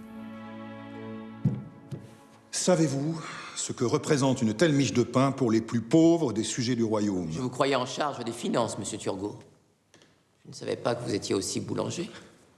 Les 3/4 du budget d'une famille. Turgot tried to teach the king and his ministers some lessons about life outside Versailles, like the price of bread. Louis was interested. The others, not so much. Nous allons mettre en œuvre vos réformes, Turgot. Vous ferez préparer les projets de loi. Louis XVI really does begin his reign with modernising and adventurous policies. So this is a modern, forward-looking king who would hope to reform France and to help France regain its status in the world, as well as the leading European power. Louis's enthusiasm for reform was not shared by most of his courtiers. The palace was full of powerful landed aristocrats, many of them Louis's own relatives.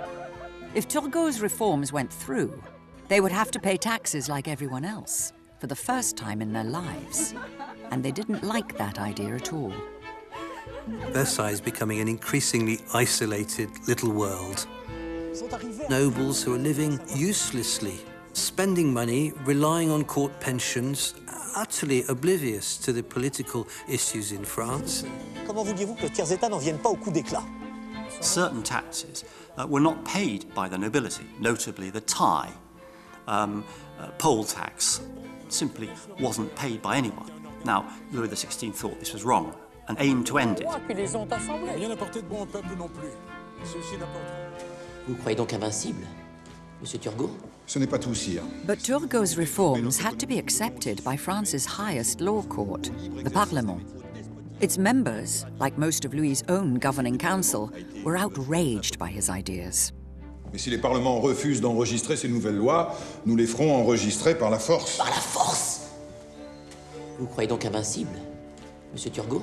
Vous croyez entendre un de ces philosophes dont vous êtes si proche? Opposition to Turgot's reforms came from within the council, very conservative men who felt that the sorts of things that Turgot was proposing threatened the traditional structure of society, in which nobles and clergy held a privileged position relative to the rest of society. Imposition rapporterait. Vous allez trop loin, messieurs. Nous ne pouvons nous mettre à dos tout à la fois la noblesse et le clergé. C'est assez. Je lirai et vous ferai connaître mon sentiment. And so he had, if you will, stirred up the hornet's nest of vested interest.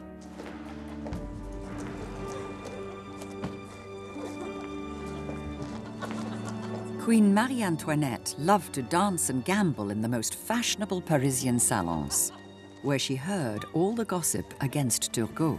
Votre nuit fut-elle bonne? La fête était magnifique, oui.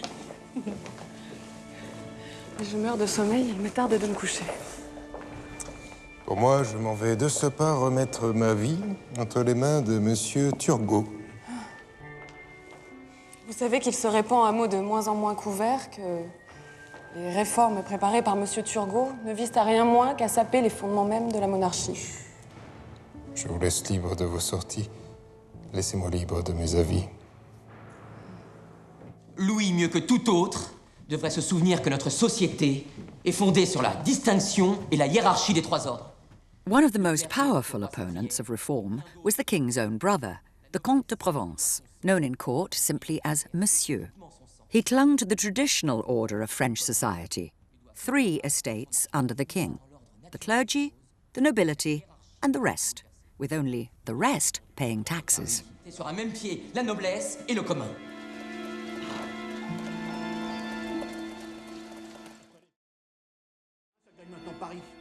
The gossip in Paris, combined with the strong vocal opposition inside Versailles, began to undermine Louis's faith in Turgot and reform. Louis XVI must not have known which way to turn because the economists are divided, and fundamentally the issue is the French state and whether it will survive. Very momentous decisions for a young man to take. Diable d'homme de Turgot, ne prend-il donc jamais une minute de repos? He looked initially as if he was going to stand firm. However, his confidence was undermined. Louis XVI lacked the willingness to support him to the bitter end. Est-ce qu'il ne va quand même pas un peu trop vite?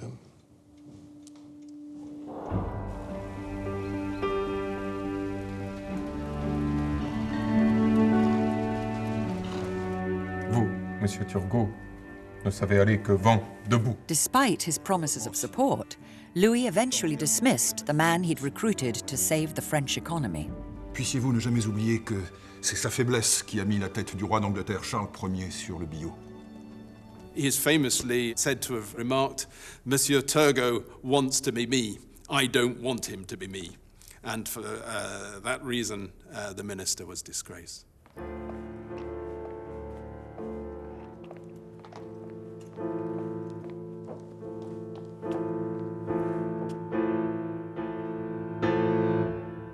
Je me garderai bien de le faire, mais le public, lui, vous demandera de vous expliquer.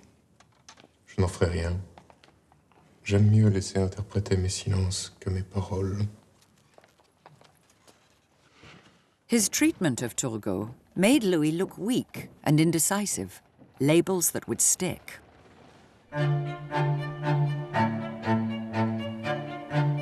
But Louis did have something to celebrate.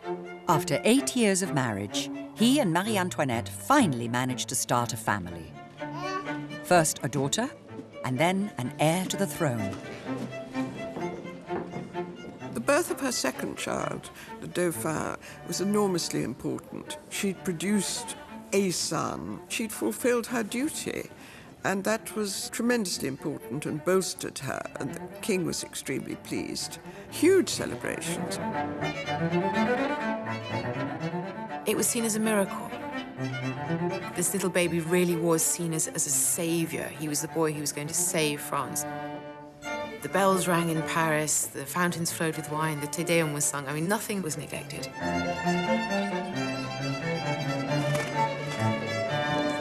Pour le bonheur des Français. Pour répandre en nos cœurs. Félicité parfaite. Conserve au ciel protecteur. Les jours d'Antoinette. France, tu vas renaître. Un divin rejeton descendu des cieux.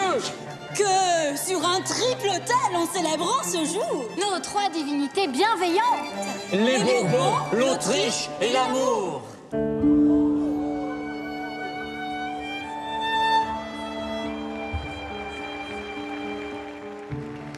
Aujourd'hui, il ne transporte encore que des animaux. J'ai expressément interdit à Monsieur Montgolfier d'y monter en raison du danger.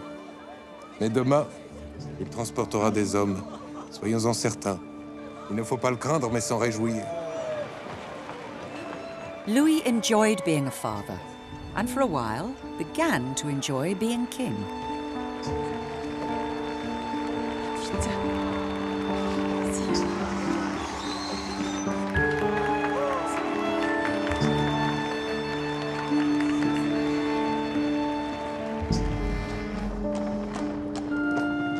But the responsibilities of government weighed upon him every day, especially the urgent need to fill the national treasury.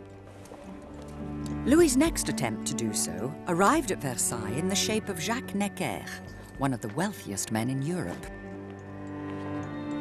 Necker is an enormously rich Genevan banker. States like France's, which is having financial problems, finds it terrifically advantageous because it means that he places his personal credit to the benefit of the state. He's seen initially as a sort of miracle man because by establishing confidence, financial confidence, the state can boom.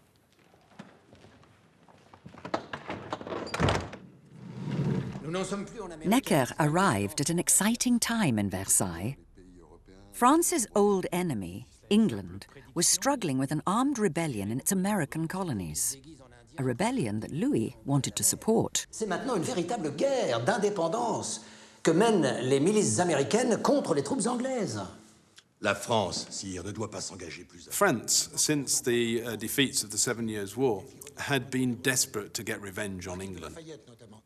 Louis XVI would like nothing more than to attack the old enemy.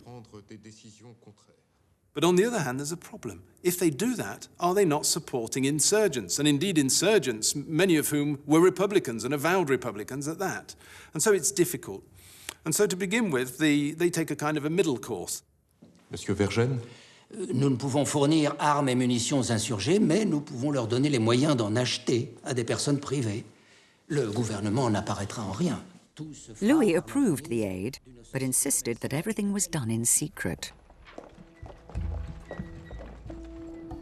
Using a certain amount of covert skullduggery, weapons and arms are sent off to help the Americans fight off the British attempt to reconquer the rebellious colonies. All this assistance to America cost the French government a fortune, money it simply did not have. Louis turned to his new finance minister, and Necker arranged emergency loans from his banking friends. The world's first democratic revolution was being financed by one of the least democratic nations in Europe, a fact that troubled Louis himself. Ne la laissons pas passer. Les insurgés américains ne brandissent pas seulement le drapeau de la révolte contre l'Angleterre, les buts qu'ils poursuivent sont opposés aux intérêts de la monarchie. N'ont-ils pas le projet, s'ils remportent la victoire, de créer une république? L'Amérique est trop loin, sire, pour craindre une contagion. Les idées aussi voyagent. Pour ce qui est de déclarer la guerre à l'Angleterre, je ne peux m'y résoudre. Mais nous devons nous préparer à une guerre défensive. Nous devons rénover et accroître notre flotte. Pour l'argent nécessaire, ce sera donc l'emprunt, Monsieur Necker.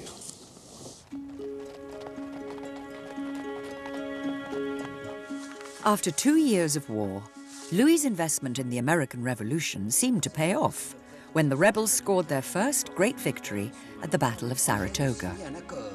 He decided that the moment had come to support America publicly and go to war with Britain. Aucune sorte d'envie de recevoir ce blanc-bec.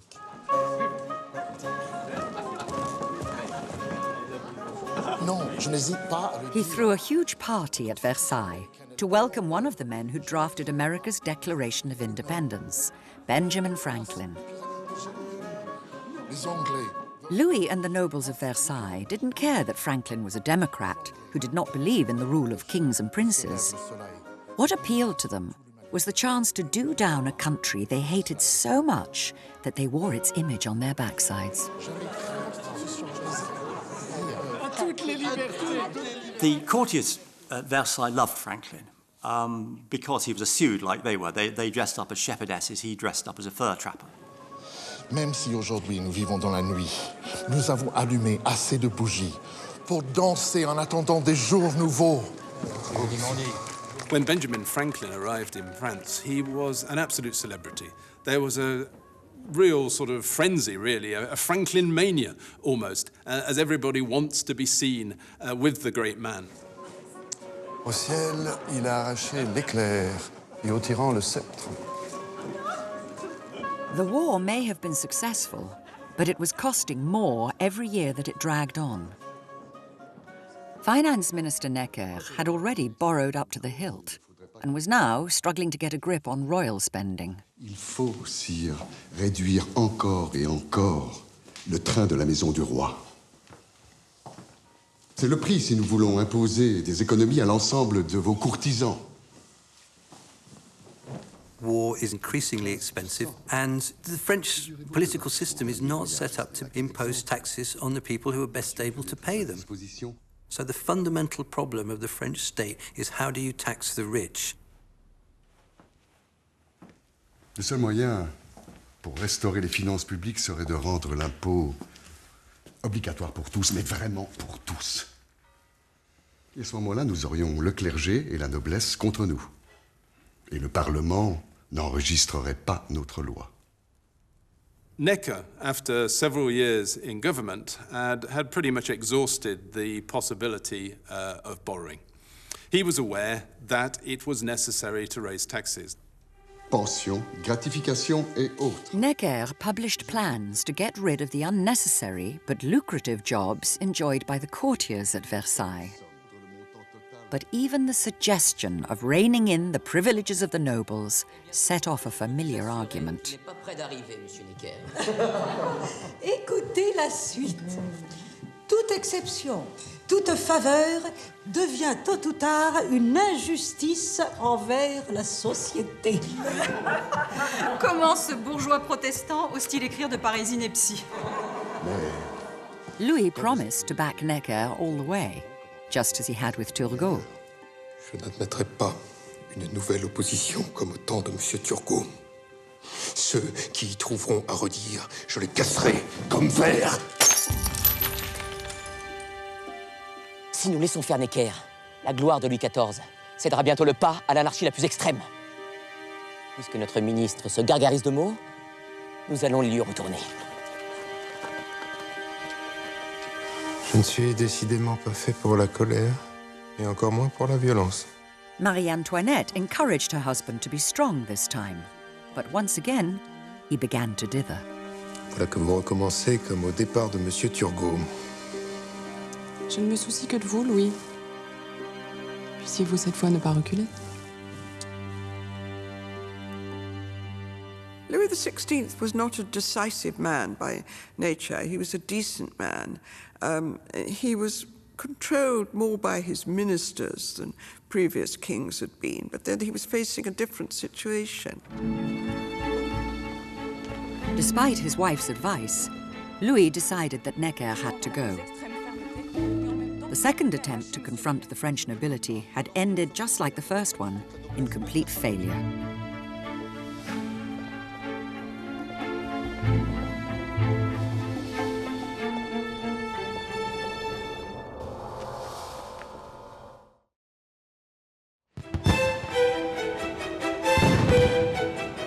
When the British finally gave up fighting in America and recognized the new country's independence, it looked like Louis had achieved a famous victory. But even as Versailles celebrated, his courtiers were whispering that France was not getting what it expected from a war it had financed on borrowed money. 77 navires. Nous avons livré 77 navires aux insurgés américains. Et eux, ces chantres de la liberté, rien. Pas un seul chargement de marchandises promises. Je leur aurais fait des dons. Louis had hoped for an economic boost from the war, but the Americans had other ideas. Ils leur auraient fait des dons. Ils ont fait savoir qu'ils n'ont aucune intention de rien rembourser. The Americans preferred to continue to trade with England, so France actually ended up spending an awful lot of money on a war from which it got very little tangible benefit.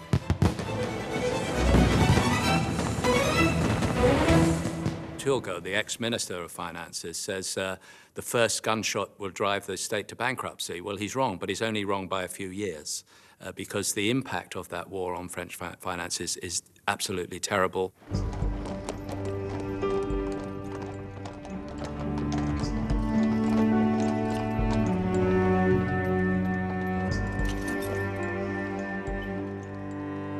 Necker's successor was Charles Alexandre de Calonne, who proposed a new idea. He told Louis that to boost the French economy, he should spend even more. Vous voulez faire des dépenses quand ce sont des économies que mes peuples attendent. L'argent est là, sire. Dans le secret des coffres et des tiroirs. Il faut le faire sortir, mais l'abeille ne fait pas son miel avec du vinaigre. Il faut restaurer la confiance du public. C'est seulement quand les financiers et les épargnants auront le sentiment que l'argent coule à flot qu'ils seront prêts à nous confier le leur. Nous devons faire comme si l'argent ne manquait pas. Et c'est à vous... Calonne's financial policies aggravate the very serious problems, financial problems of the state, to breaking point.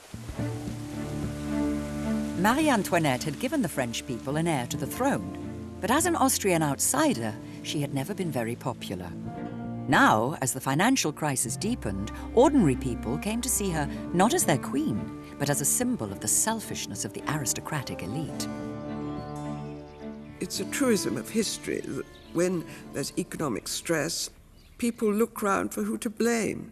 And it was all too easy to blame the Austrian, l'Autrichienne, and that she had an extravagant court and that the country people were starving and she was having parties and giving balls. So that's really what caused the major downturn in her reputation. There's a stream of salacious pamphlets which come out about Marie Antoinette in the 1770s and 1780s. The sorts of things that they'd say, that she has a very wild sex life, frustrated in her relations with the king. She has sexual relations with his brothers. She's the new Messalina. She's the new sort of sexually wild person at court. And this is dragging the monarchy down. Pour moi, je me suis habituée à tout. On m'a prêté des amants, on me prête désormais des maîtresses. Cela me serait indifférent si l'on ne cherchait ainsi à vous atteindre à travers moi.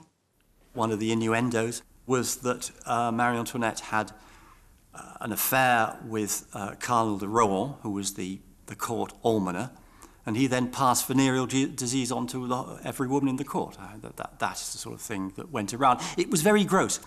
The grosser the better. They make anything that people may put up with today look absolutely mild. They are so gross. They are really lewd, with detail and illustrations. One of the points the satirists made in their pamphlets was that Marie Antoinette had it off with her brother-in-law, the Comte d'Artois. You know, you take a story like she's having it off with her brother-in-law, and then how do you prove she's not? That was the trouble, so everybody liked to believe it. I think the king, who was a very nice man, was very upset by it. Louis himself was also a victim of the pamphleteers. Ce sont nos réformes que l'on cherche encore et toujours à abattre. Au reste, voyez ce que l'on fait aujourd'hui de moi. Petit, gros, idiot, empoté, dormeur, buveur, cochon, n'ayant d'autre intérêt que la chasse et la serrurerie, il semble qu'il n'y ait personne moins fait que moi pour diriger la France. Il suffit d'un ordre, sire, et nous ferons cesser ces publications et punir les coupables. Non. Non, je ne veux pas que quiconque soit poursuivi en mon nom. From everything that he read, Louis assumed that the whole country now despised him. But a visit to Normandy to inspect a new port brought a pleasant surprise. Nous n'attendions plus que votre majesté pour procéder à l'immersion du 9e cône qui servira de... For the rest of his career, he virtually never goes out of the area around Paris. It's almost the only time he sees the rest of his country. And what it shows is he is incredibly popular. There's a sort of popularity which he is utterly unsuspecting of. And he even ends up cheering and clapping himself in the excitement. He was much applauded in Normandy, and it is said that as he was getting back to Versailles, he said, "I know I'm getting nearer to Versailles because the chairs are much weaker." As soon as he returned to his court, Louis faced another crisis. Finance Minister Calonne decided that his spend, spend, spend formula had been wrong after all. Now he called for cuts and new taxes for the nobility, the same advice that his ill-fated predecessors had given. And sure enough, the nobles organized themselves to resist taxation all over again. 1787 and 1788 will be characterized by a state that's desperate for financial reform to get out of the situation of bankruptcy, which is staring it in the face. Vous nous entraînez dans la dépense pour ensuite adopter la politique de Necker ou de Turgot. C'est que ces réformes que le bon sens commande sont indispensables à votre royaume, sire. Louis believed that Calonne's medicine could save France, but doubted if the patient would ever be prepared to swallow it. Vous connaissiez la violence des oppositions que nous allions lever contre un tel plan. Comment comptez-vous le faire adopter, quand nous savons que Parlement, clergé, noblesse vont se liguer contre? And it's going to be absolutely vital that Louis XVI, for once in his life, follows through and supports his minister in order to make sure that these plans are accepted, because there is no plan B.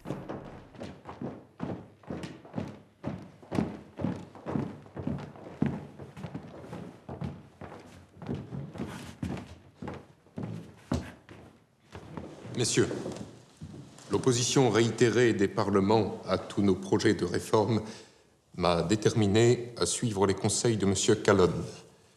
Je suis résolu de convoquer le plus rapidement possible l'Assemblée des notables. The Assembly of Notables included all the most powerful figures in Louis's realm. They had the authority to see that Calonne's reforms became the law of the land.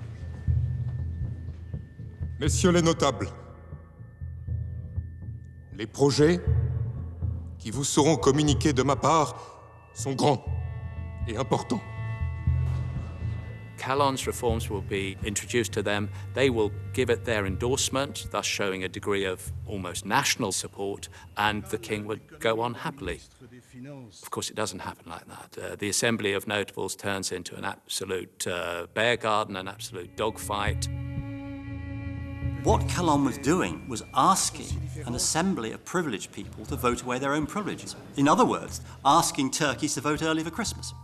And so inevitably they rejected it. The king realizes that Calonne has failed to persuade the political elite to go down his route. He gets sacked. The ideas which he proposes are withdrawn. So it's a pretty unmitigated disaster. Calonne was the third finance minister to fall from grace after trying to make the rich pay more tax. And the third that Louis had supported, only to sack. Trapped between economic disaster and the implacable opponents of change all around him, the king couldn't cope anymore. He suffered a mental breakdown, stumbling around his palace, rambling about the visions that tormented him. N'ayant plus rien à y mettre, j'en ai fait coudre les poches. Malheureux, cela vous épargnera de les plaindre. Vous n'êtes que chiant-lit.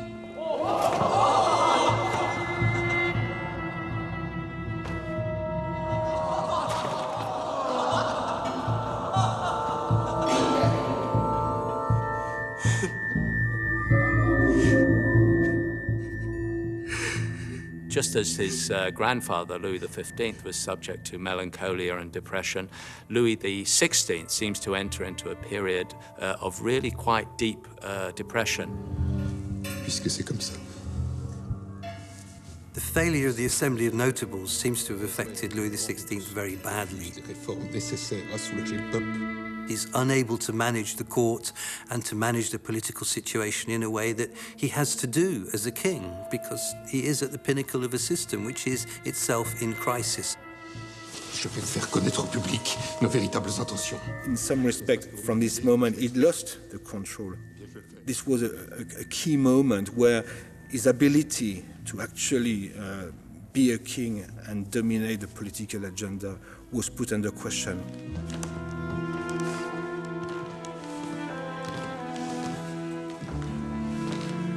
Est-ce bien le moment? Je suis désormais comme un équilibriste sur sa corde raide. Si je fais un pas à gauche, je tombe. Un pas à droite, je tombe aussi. Louis, c'est à vous de prendre les mesures. C'est à vous d'imposer vos vues. After the Notables, Louis XVI exhibits the qualities that have gone down the Louis of history.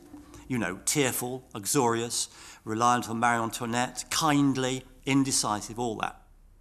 And there are lapses of reason, which are very unfortunate for the people who have to be with him.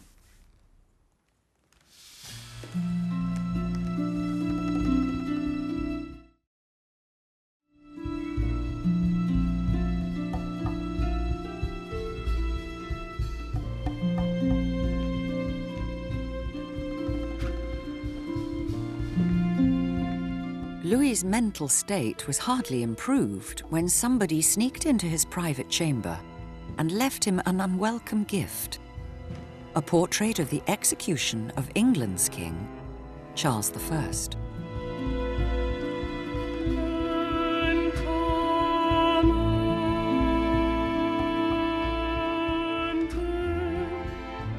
Louis XVI was dominated by the life of Charles I, who was his direct ancestor. He knew bit by bit, line by line, what happened to Charles. And so people were able to scare him by moving a portrait of the king into his private apartments. But Louis, who had a very sort of mechanical kind of mind, he said, if I avoid the mistakes that Charles made, I won't be executed. He said, Charles was executed because he levied war on his own subjects. I'm not going to do that. Louis recovered his composure and tried one last time to change the way his kingdom was taxed and governed. He called an unprecedented meeting of all three estates, the nobility, the clergy, and the third estate, who represented the mass of the common people. Messieurs, ce jour que mon cœur attendait depuis longtemps est enfin arrivé. In August 1788, the Treasury was bare. The government was forced to summon an Estates General. It really was a last throw of a dice. Despite their huge numerical superiority, the votes of the Third Estate only counted the same as those of the nobility and the clergy. You will always have a situation where the two votes of the so-called privileged orders, that is the nobility and the clergy, representing maybe less than 500,000 people, will always outweigh the wishes of the 27.5 million people at the Third Estate. So straight away, you've got a political deadlock as soon as the Estates General meet, and getting out of that deadlock will be what happens over the summer of 1789 that triggers the revolution. A difficult time grew even worse for Louis and Marie Antoinette, with the death of their eldest son. Misericordiam adiuvete Dominus gratia Spiritus Sancti. The death of the Dauphin, the young heir to the throne, is quite a big psychological shock, actually. The king is met by a tremendous amount of support from the nobility. Psychologically, it draws the king and his nobility closer together in a way. It was a crucial moment. Louis's sudden shift in sympathy back to the nobles meant that their enemies, the representatives of the Third Estate, decided he was never going to help them. The king is increasingly finding it difficult to distance himself from his nobles and their interests. That's the world he moves in. Versailles is all about being surrounded by nobles. He's hardly ever met his own subjects out of that context. So he's swaying towards supporting the nobles, and Marie Antoinette certainly is swaying towards them. Souvenez-vous de ce que vous avez dit le jour où vous êtes devenu roi. Mon Dieu, je n'ai pas voulu cela. Et le jour où vous avez reçu la couronne? Mon Dieu, qu'elle est lourde.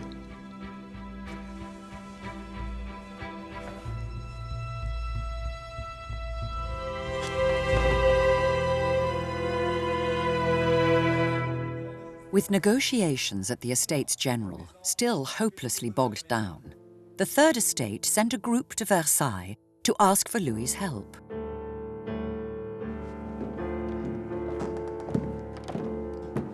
Sire, ces messieurs du Tiers-État souhaiteraient vous voir. He refused to meet them.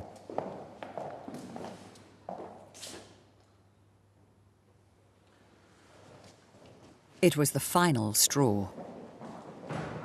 The Third Estate takes matters into its own hands and declares itself the National Assembly. And this is absolutely critical because it's the first time in modern European history that a representative body has claimed power in the state based on a democratic principle that it represents 80% of the French people. It was a genuinely radical, revolutionary moment because they were saying they were not going to disperse until France had been given a constitution.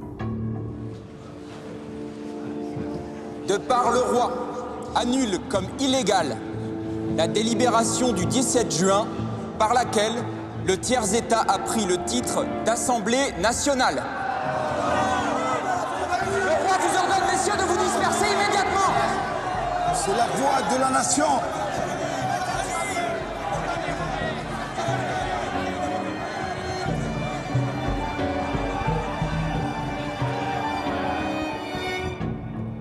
Faced with the crumbling of the structure of the old Estates General, Louis XVI decided finally that he would resort to force.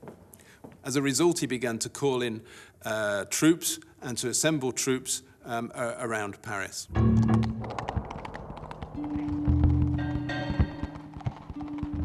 The whole business was botched. The Parisians, panicked by rapidly rising food prices, decided to defend themselves.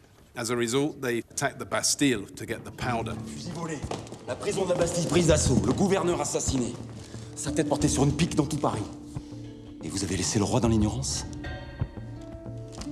Louis was woken in the middle of the night with the news that his people had finally taken up arms against the authorities. Louis XVI had a choice. Faites réveiller ceux qui dorment. Je veux tout le monde au conseil. He could have tried to face down the people of Paris and the National Assembly by force of arms. In other words, he could have risked civil war. If there is one thing that is clear about Louis XVI, is that he refused to take that path. He would not fight or raise his standard against his own people. He knew his English history. He knew what had happened to Charles I. He had no intention of repeating it. Louis may not have wanted to go to war with his own people, but many of them now wanted to go to war with him. 3 months after the fall of the Bastille, a group of angry Parisians marched on Versailles itself. Et la foule est armée. On crie partout à mort l'Autrichienne et l'on se promet, pardonnez-moi, sire, de faire rôtir son cœur. The rioters vowed to kill the one person they blamed for all their troubles, the symbol of the hated rich, Marie Antoinette. There's no doubt that some elements of this crown had very bloodthirsty thoughts in their mind. Marie Antoinette has become a figure of absolute hatred for the population of Paris at this point.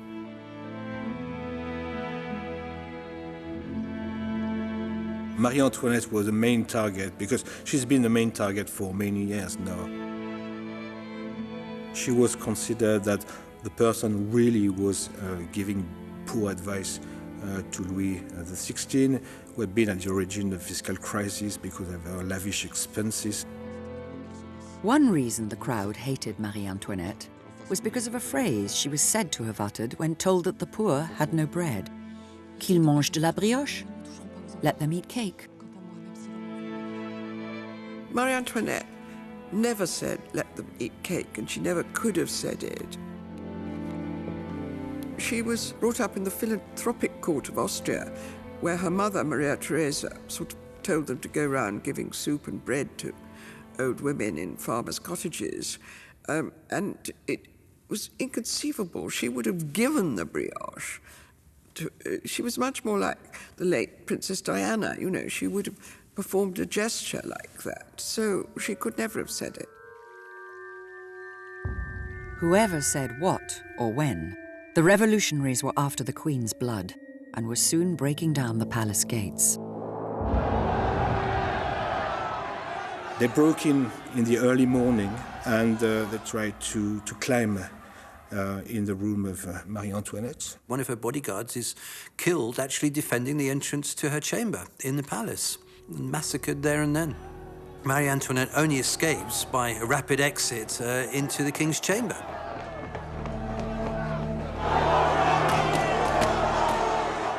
It is a very, very dangerous moment for the royal family. There was no doubt they must have been terrified. And the king and the queen and their children go out onto the balcony to show themselves, in a sense, to show that they're prisoners and are not fleeing. Mes amis, j'irai à Paris avec ma femme et mes enfants. C'est à l'amour de mes bons et fidèles sujets que je confie ce que j'ai de plus précieux.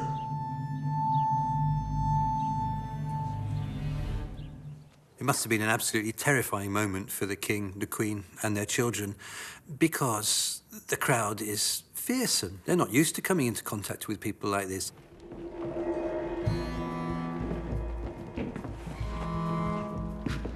The entire royal family surrendered itself to the revolutionary crowd and agreed to be taken as prisoners to Paris.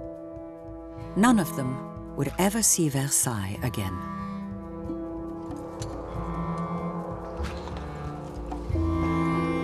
Famille royale, regardez-les. Affameurs! Regarde ton peuple, roi! Affameurs du peuple. Le peuple français meurt de faim. They were taken back as the baker, the baker's wife, and the baker's son, in reference to the grain and bread crisis that had triggered this. But it's fair to say that after the 6th of October, the king and the royal family were prisoners of the revolution.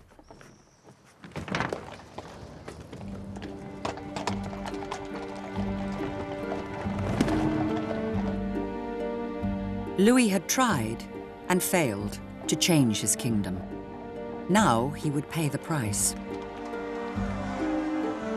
Both he and Marie Antoinette would die under the blade of the guillotine. For over 100 years, Versailles stood for the power and prestige of the Bourbon dynasty. But it also stood for a society that was fundamentally unfair and corrupt. Romantic, but royally debauched. Glittering, but grotesquely unequal. Magnificent, but profoundly immoral. A society whose time was up.